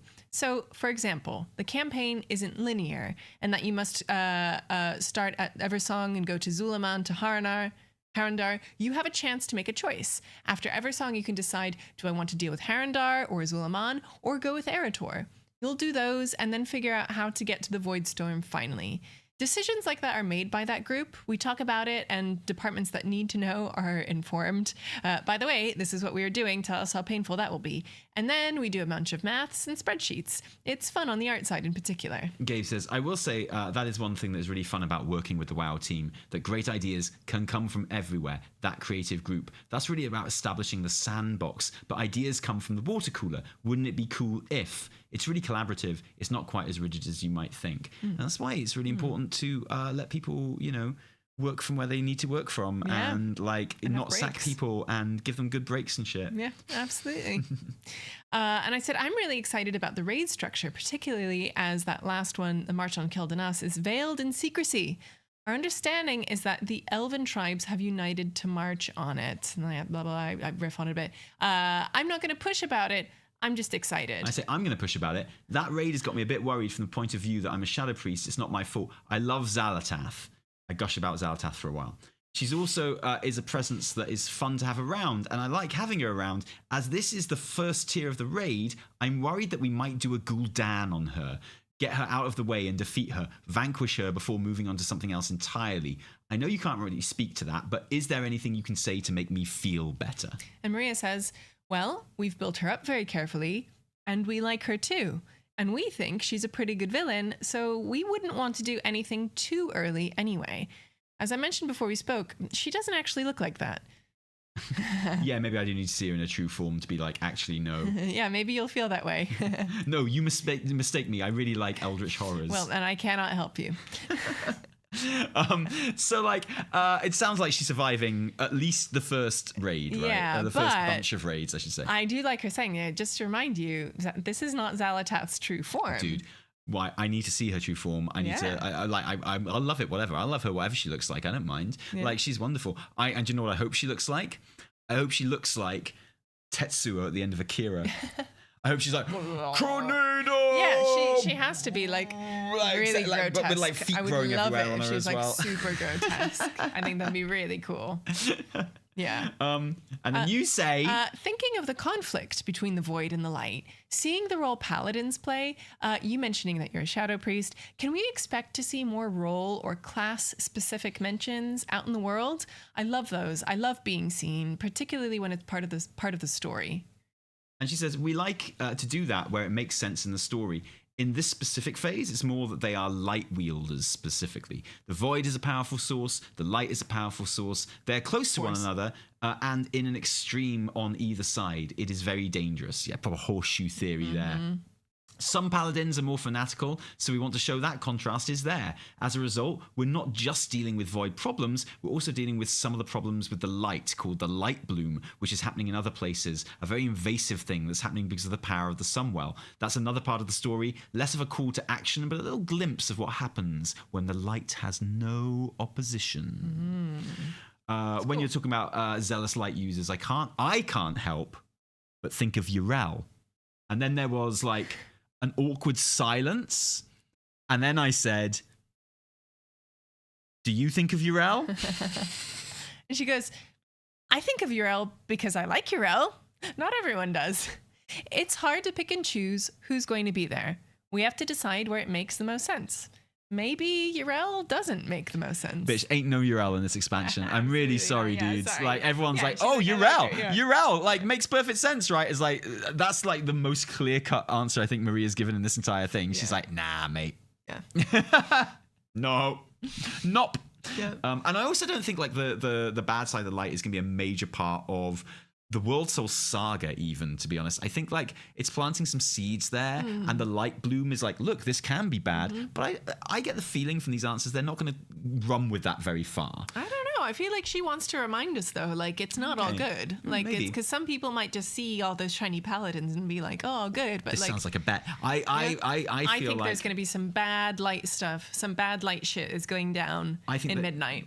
Okay. I don't think they'll take the story much further than that. But I think they definitely will. Okay, interesting. Yeah. Interesting. And then you go, I'd like to touch on the Zulaman zone very quickly. And then Nagura is like, okay. And she's like, I'm done with this now. Like she gets up and she starts walking away and your voice fades off in the distance.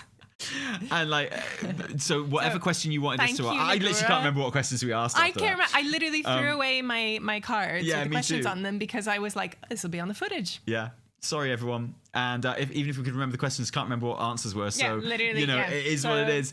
So that is currently all we have. Unless someone knows of like another stream or another video that someone's got. I know there is a video that has been floating around that someone took from the floor of us talking about what percentage will belong to. Yeah, I've seen that I've as seen well. that. So someone recorded some things. Again, it's proper Blizzard at Gamescom style. Just pick and choose. It's fragmented all over the place. But hopefully I think there were some really interesting answers There's in some there. really good answers in there. I loved that chat we had. I love talking about actually. the Army of the Light stuff, the Xalatath stuff, the Yrel stuff. like the Arator stuff where she was talking about that journey. I thought was really, really interesting. Yeah. So I'm sorry there doesn't currently seem to be a proper recording of it. It might still happen that Blizz just turns around and gives us the footage one day, in which case we'll put it out. Yeah. But that for the moment, that's pretty much all we've got. I would say like that's among the best stuff. Yeah, For sure. I can't. And as we kind of front loaded, I think a lot of the questions that were more topical, and then there's some good stuff at the end as well. But yeah, those are the ones that jumped out, and nothing comes to me about the later ones that we may have missed. But I think there were some good ones, and we did fill the whole 45 minutes as well. So like there is plenty missing, honestly. So I hope we do get hold of it again one day. But for the time being, I feel like hopefully you can all do something with that. Maybe if Wowhead sees this podcast, they can like publish this transcript somewhere or something. I'll clean it up first. Yeah, maybe that'll be helpful. Yeah. Clean up, send it to him. Maybe that'll be quite useful actually. I will. Put it on the Patreon or something maybe. Yeah. I don't know. So you've probably got to go get ready to get the kids from school, and I will answer some super chats. Really sorry about that, guys. We were a bit late starting because we had camera issues. Annoying that we're still having mic issues. And I was still transcribing. We wouldn't have got so much transcription if we weren't having camera issues. So that's good, isn't it? I did actually have to just like restart the computer. That's what fixed the camera issues in the end. So sorry about that. But it is what it is. Oh, and then our kind of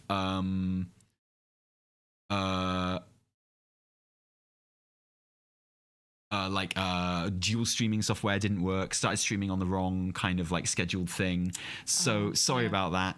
So that's why we're just here and not on Twitch right now. No, is what it is, right? But yeah, I'm gonna roll. Thanks, guys. Be good to Tally. Do you know where to find the super chats? Are you gonna be okay? Can you show me just before you go?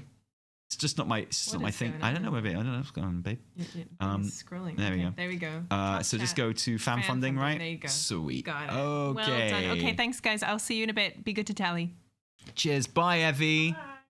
Okay, so Rico Azarath says, hey, Tally. Hey, Evie. Cheers and love. This is your friendly super chat reminder.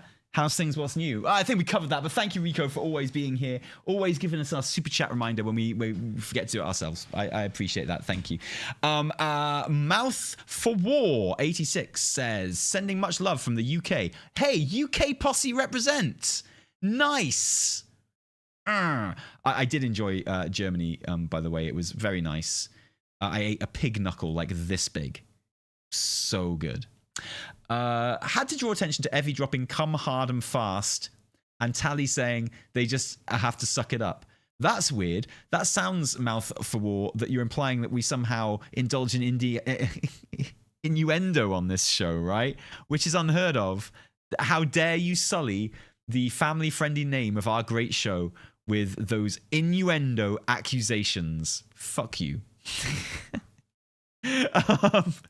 Jaquada, thank you very much for your super chat as well. Will we have to wait 4 expats to finally have all the race home exteriors, dwarf, troll, etc.? Pandaren still don't have heritage armor. They also have lacking customizations. Does Blizz not love them? It's funny you should bring up heritage armor actually, because I think that's something that home exteriors is probably going to kind of like be quite comparable to. Yeah, maybe 2 will pop along, 2 different ones, a Horde one and an Alliance one will pop along like once or twice an expansion, you know? I think that's like genuinely quite likely to happen. That feels to me like the kind of pace that they'll be rolled out because they're just gonna be a fun little extra, right? And I think you'll get some in the store as well. I think there'll be shit like the Goblin Christmas time decorations for the exterior of your house, which would be like much more kind of unique ones, I guess. But yeah, I think it probably will be a few expats before we've got all of the outside exterior kind of decorations, and of course I feel like they'll always be adding to those as well. And so player housing is basically like transmog mounts. It'll never be finished. There'll never be a point where it's like, you know, you can't say, oh, how many expansions is it going to take us to get all of the mounts out and available for people? It's like, this is just never going to end, right? So yeah, but in terms of getting, and of course there are always going to be new playable races added to the game, and of course there might be, I want some races added to the exterior decorating and interior decor as well that aren't playable anyway. I want my Tuscar house, man. You know, I know the assets exist. I know they're all there, right? So load me up. Yeah, there we go. But yeah, I think that comparing it to heritage armor like you did is actually quite a good shout, to be honest. Speaking of, Nolgar is here. Speaking of getting recognized, first Gamescom I visited, 09 or 10, friend got me into some backstage after party, and on the other side of the bar, my cousin's studying Cologne at the time. What a small world Germany is. But did you have pig knuckle though, Nolgar? I loved that. Oh god, it was so good. It was so big. I ate it all though. Of course I did. I drank a pint like this big as well. It was so good. It wasn't a pint, obviously. You know what I'm saying. Chris Mamatsi, thank you.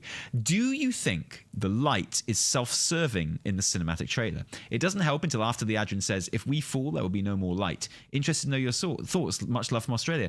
Thank you for that. Much love to Australia as well. Of course, always. All our neighbours in Australia. But it's interesting. It's funny. So I think every force is slightly self-serving in a way, for sure. I think they're largely benevolent, but also kind of, I think they're all self-serving, quite simply. And some are more like nefarious than others, perhaps. Some of their kind of self-servingness is more at odds with our safety than others, right? So the light self-serving isn't as dangerous to us as the void self-serving, generally, as a general rule. Because the light is like, yeah, I'm the light, and we like it when you worship us, and we'll help you if you worship us. Whereas the void is like, we want to eat you. And just on a kind of a base level, what the void wants from us and what the light wants from us, like what the void wants is more dangerous to us at an immediate level, right? So, although they're all self-serving, that self-servingness is more dangerous in some cosmologies than others. So yeah, absolutely the light is more self-serving. But I also think that interesting that you bring up the cinematic trailer for this, because the more I watch it, and I have watched that trailer a lot of times now, the more I think that Xal'atath wanted the Army of the Light to arrive. She monologues a lot in that cinematic, which I think a lot of people put down to WoW baddie, right? And I think there is an element of that as well. But Xal'atath has got this thing where she doesn't just want to defeat her enemy, she wants to break them first. That's like her kink. That's what she tries to do with Alleria all the way through the War Within, right? It's not like I don't want to just kill you. I want to defeat you. I want to corrupt you. I want to break you, And that's what she's doing with Lorthamar. Like, she shows her power level in that cinematic. The second, Lorthamar gets a bit too sassy, she literally flicks her eyes in one direction and incapacitates every single night elf on those battlements. Like, Lorthamar included. She has the power of a Void Lord now. She could end that fight whenever she wants, is the sense that you get. And then, and so her monologuing, it might just be being, kind of smug and vain. But what if she is actually playing for time? What if she doesn't want the battle to be over because she wants Liadrin to successfully summon the Army of the Light, And it's actually her that's playing for time. Did I say Night Elf? I always say Night Elf instead of Blood Elf. I don't know why that is. I've got this weird thing in my brain that does that. Every time I say Night Elf, literally ever, just substitute Blood Elf in there. My apologies. But and when the Army of the Light come out, she gives that little smile, which obviously is a reference to the cinematic that this one is most based on, which is the BFA cinematic, where Sylvanas smiles at Anduin and she's kind of impressed and looking forward to a good fight and stuff like that. So there's that part of it to it, undoubtedly referencing that trailer and that feeling. She's being like, now it's a fight. But then she disappears. She nopes out. She orders her forces forward and she disappears. And as we know, she's the most powerful person there, right? She has the power of a Void Lord. She just literally got every single Blood Elf on those battlements on their knees without even moving. Literally without moving a single limb, right? And so, if anything, this is where her work as being the most powerful person on the battlefield should start, right? It's like, oh, they've got more troops than we thought they did. This is going to be a harder fight than we thought it was going to be. That's made me smile. Let's get to it. Sylvanas jumps into the battle at that point, right? But Xal'atath disappears. And it makes me think that far from her work starting now, because, oh, now it's a real fight, actually, the Army of the Light turning up is her work being done. You know, it's like, my work here is done. We did it, boys. We summoned the Army of the Light here. Now to go and put the next part of my plan in action. And the more I watch that cinematic, the more I think that that might be the case.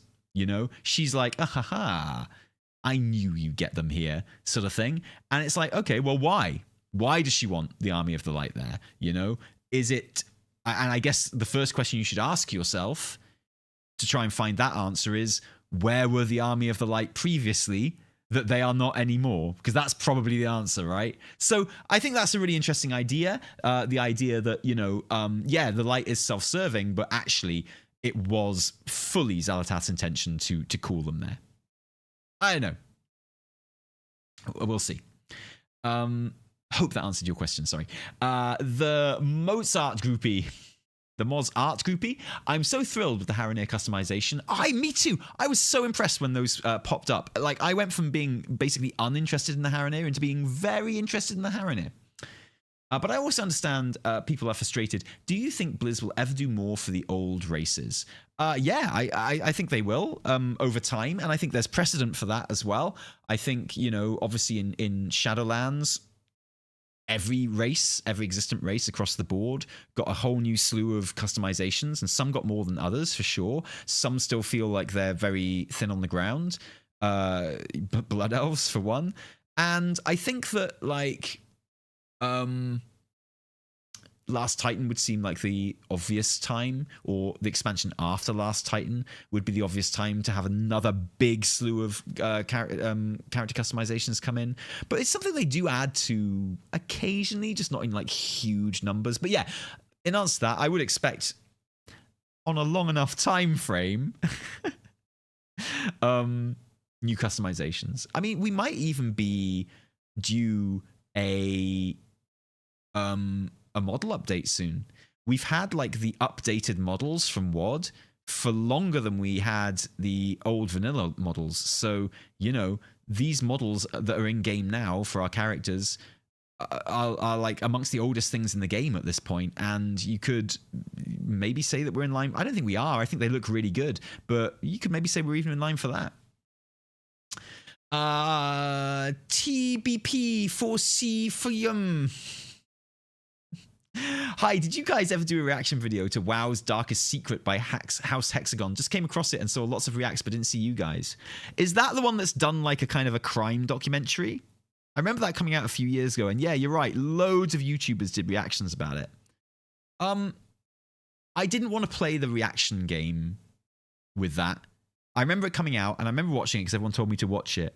So I watched it off stream because I don't like doing the reaction game, really. And I'm glad I didn't, because I found it really disappointing in that, for me, it was obviously fake from the very beginning, and you were meant to know it was not a real story, right? I thought that was quite obvious from the way it was presented. It seemed like a pastiche crime thing. So it made sense to me that the story was going to end up being made up. And I think a lot of the YouTubers that reacted to it probably knew that as well. But of course, when you're reacting to something, you want to build up like drama, especially in a video like that. You want to build up tension. You're creating content when you're doing a reaction to something, right? So like there's always that temptation to act surprised and be like, oh my God, it wasn't even a real story. Oh, what a twist. Oh my God. And I'd have just been like, well, yeah, no, obviously. Didn't you guys know that? And I'd have probably annoyed a lot of people. So I'm really glad that I didn't do a reaction to it.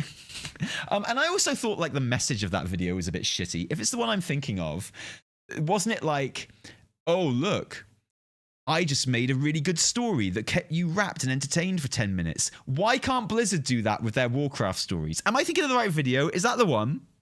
And then so many people were like, oh yeah, so true, so true. This guy made a video that was quite interesting for 10 minutes. So why can't Blizz write an interesting story in a 20-year-old MMO?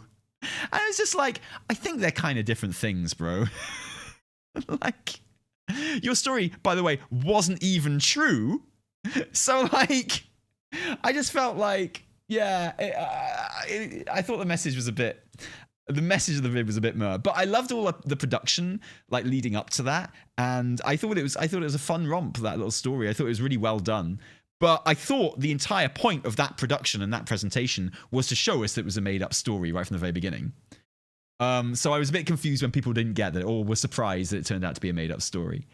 You know? But yeah, I was like, yeah, no, I mean, like, yeah, you can make up a story which is disconnected from everything and isn't even true, and that story is going to be good, but that's not the same as writing a story in a fucking MMO.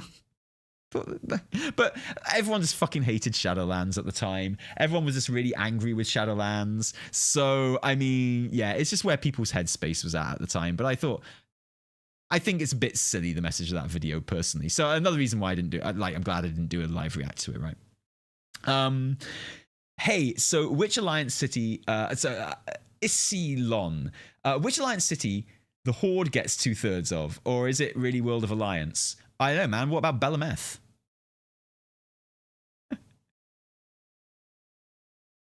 Like, what about Belemeth that they get all of with just like a little debuff in your debuff bar saying you are being watched, but you still get to go around literally all of it though?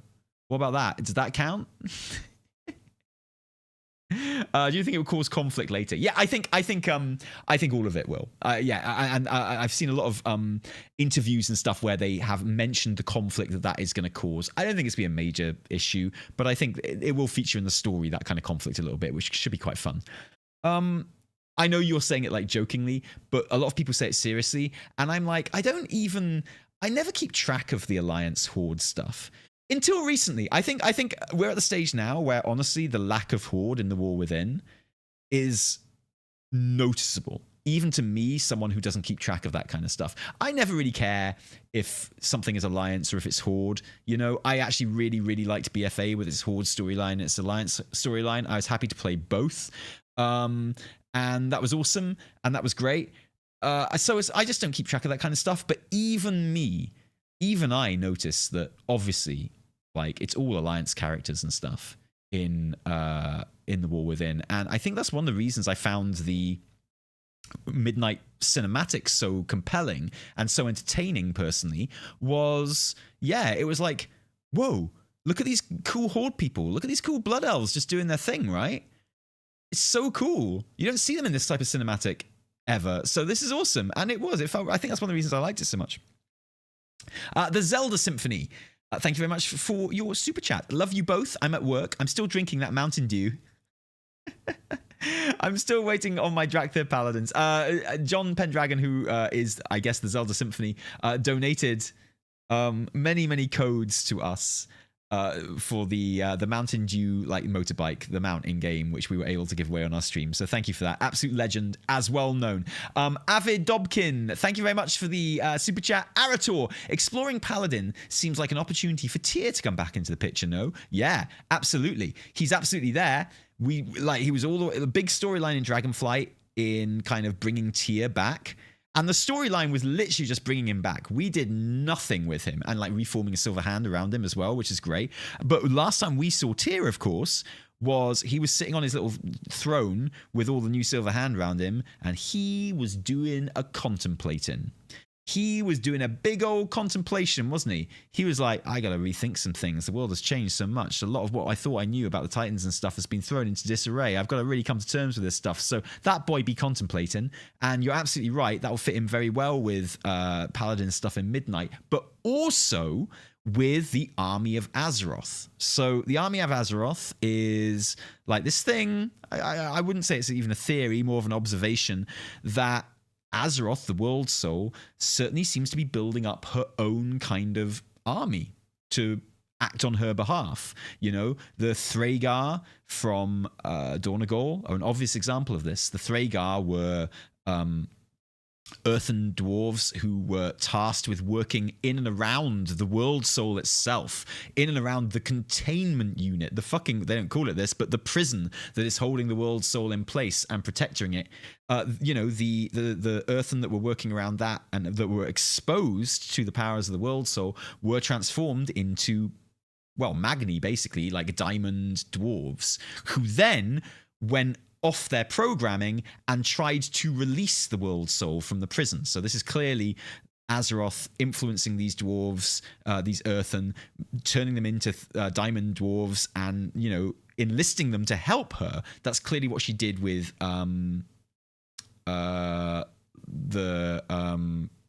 with Magni as well, as he became the speaker.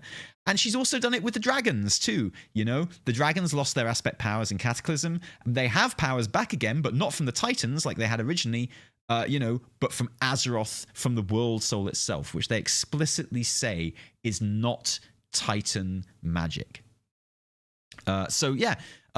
Looks like Tyr might be up for joining that army as well. Obviously, we're on that army, and it's like, Haranir seem like they're probably going to be on that army, and we're building up that army, man, so we'll see. I mean, the biggest twist of all would be if, like, Xalatath is actually trying to help build up that army in some way. But Magni didn't turn crazy. Well, the Thragar didn't turn crazy either. They just started trying to help the World Soul, but the Titans view that as going crazy, because suddenly the Thragar stopped doing their programming, which was maintain the prison, and they started trying to help the world soul escape from prison. So it's not, they didn't go crazy. They just they went off their programming and started doing something the Titans didn't like, which to the Titans is the same as going crazy for sure. But from a rational point of view, it's not going crazy. It's just their motivations changed to try and help Azeroth, which was Magni's motivation as well. That was a very long answer, wasn't it? Sorry. 100 not out. I'm assuming that's your name. Sorry, it's not all written down here. Good afternoon to two of my favorite people.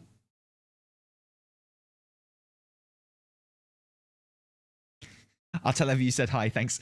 With Arator having light tattoos, does that mean, like Demon Hunters, all paladins can now also get tattoos? Please let the answer be yes for my Belf Pally. You want paladin customization options of cool swirly tattoos. Fuck paladins. He's got light tattoos on one arm. He's got void tattoos on the other. He ain't those aren't paladin tattoos, friend. Those are discipline priest tattoos. And I don't know how many times I have to say this. If that bro really is balancing light and shadow, if he really is the child of light and shadow, he can't call himself a paladin. That bitch is a discipline priest, all right?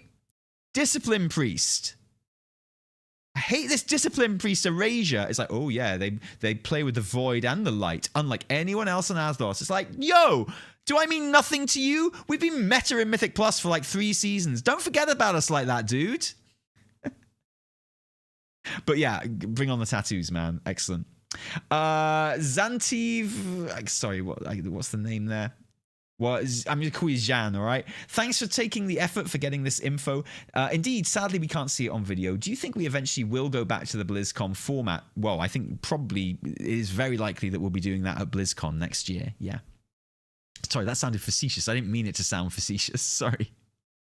But I think, I think a lot about BlizzCon next year. And what they're actually going to do, because technically it's way too early for an expansion reveal. If we've revealed Midnight now, this summer, well, by the time we get to next November, what are you going to do? What are you going to reveal at BlizzCon? There's going to be nothing really. Overwatch 3? Maybe a Diablo 4 expansion? Maybe, best case scenario, a new IP that they've been working on that we don't know anything about. Seems unlikely, but it could happen.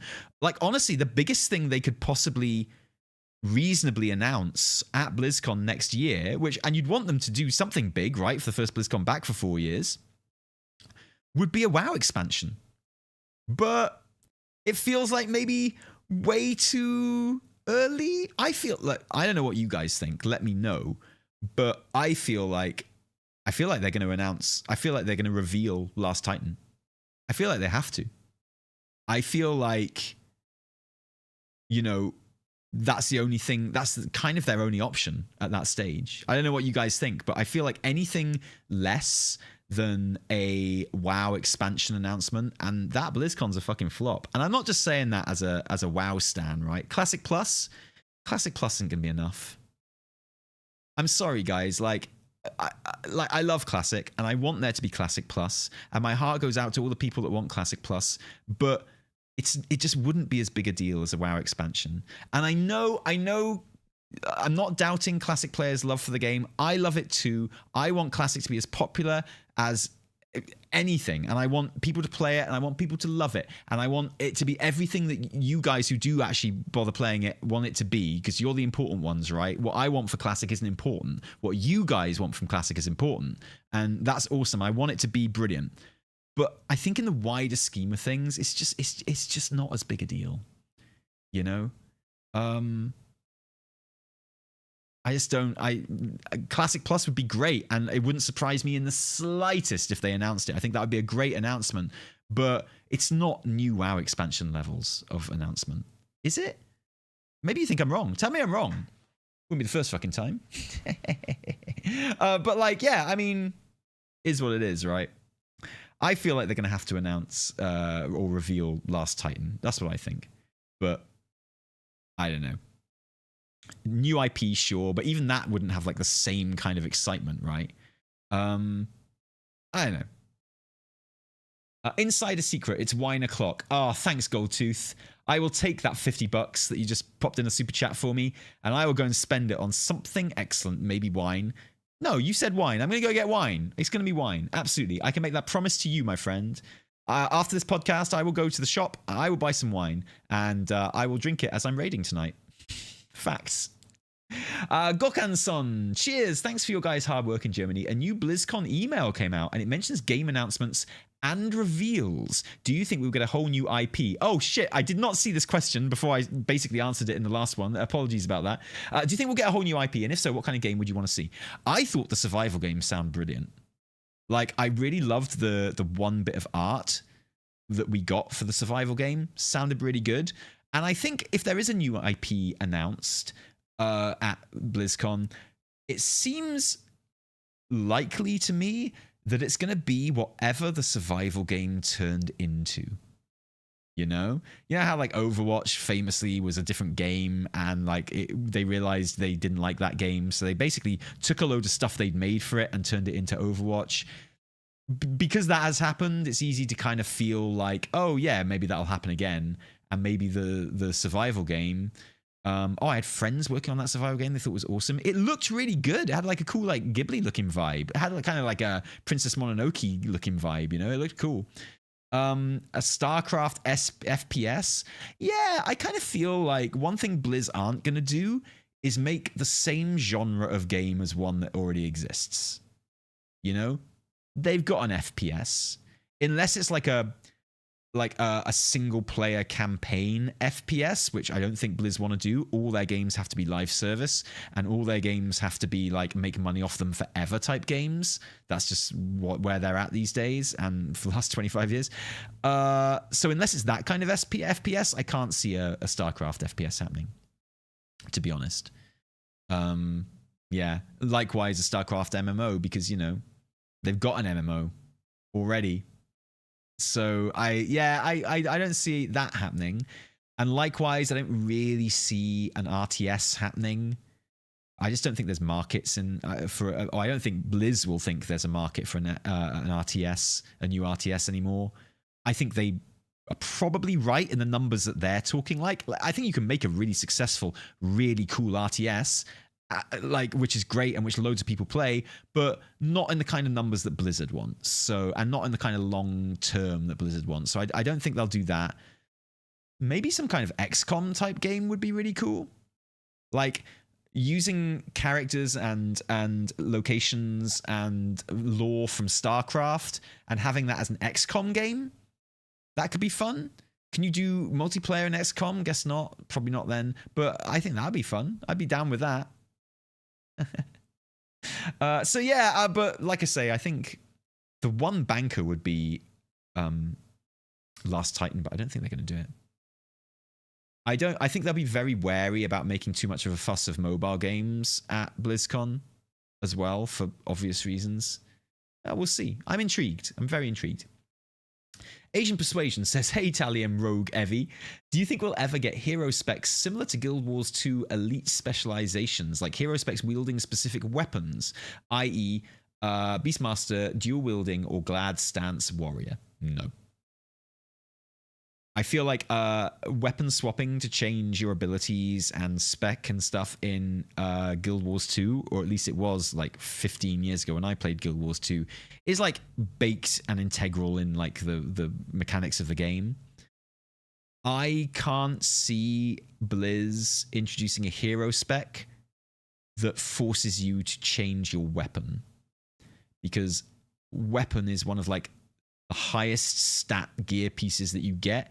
Getting a good weapon is so important. It's already a pain in the ass when a different specialization that you can play wields a different weapon to the one that you play on your main, you know? And I can't see them being like, oh, hey, Discipline Priests, you get to wield a staff for like everything, but for this one hero talent tree, you have to do a sword. I mean, I'd love it because I'd love to get swords, right? But I just don't see them making that decision, like, mechanically for those reasons. And with things working as they do in this game, I would have to say I'd be quite pleased that they wouldn't make that. But hey, man, there've been many times when I've wanted to wield a sword as a priest. I think priests should be able to wield swords, man. I've seen Last Kingdom. Priests wielding swords all over the fucking shop in Last Kingdom. Take a leaf out of Last Kingdom's book. Wow, God. And Rico saying, should we warm ferry or drunk drive tonight? Yes, I will be. Yeah. And getting absolutely effing carried as usual, I think, in raid. Because I've been away so much. This has been a really weird raid tier for me. You know, I was there for the first 2 raid nights, and then I was away for like the next 3 raid nights, and then I was there for a raid night, and I was away for a raid night on Sunday because we were at Legoland with the kids, you know, before they went back to school. So I'm back in raid tonight, and you know, I think we're a couple of nights away from killing Demencius. Really, I'm surprised you guys didn't kill him on Sunday, because we started progressing him the night before. And yeah, it has felt like a really disjointed raid tier for me personally, which is annoying because it's a really good raid, very very easy on heroic, like extraordinarily easy, unusually easy on heroic. Like we got to Demencius on our second heroic raid night, right? Which is wild for me, absolutely wild. Like that's not what a heroic raid should be like. And granted, we are absolute ballers, but I mean, and it's going to give us loads of chance to get started on Mythic and stuff. But I feel like, you know, if the fights aren't easier, the fact that gearing is so much quicker now means that heroic overall is much much easier. Yeah, so I'm not complaining about it, but it really is noticeable how heroic isn't really our level anymore. Like we're aiming a little bit higher, so we'll see how we go with Mythic this season, I guess. Yeah, Blizzard teamed up with Lego before for the Overwatch sets. Why not? Oh, Lego Overwatch, load me up. Lego WoW, yes, constantly. That'd be great. That'd be the perfect way of me getting my son into WoW. Because he loves Lego. He loves Minecraft Lego.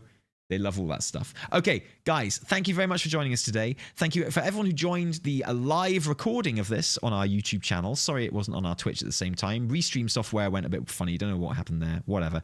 Thank you to everyone who is listening on your podcast listening platform of choice, including Spotify and iTunes. I'll get this episode up there pronto, I promise. Sorry that the live podcast episode wasn't up there.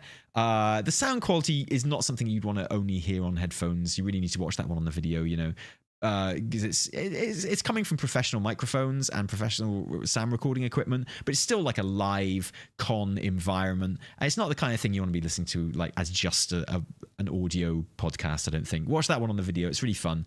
I've watched it a couple of times, and it's a good fun podcast. Like that one. And thank you to everyone who's watching the video of this on YouTube later on as well. Thank you to everyone who commented in the chat. Thank you especially to our super chatters as well, of course. We'll be streaming and putting YouTube videos out and all the rest of it until the podcast again next week. So until then, from me, Taliesin, and Evertel as well, cheerio.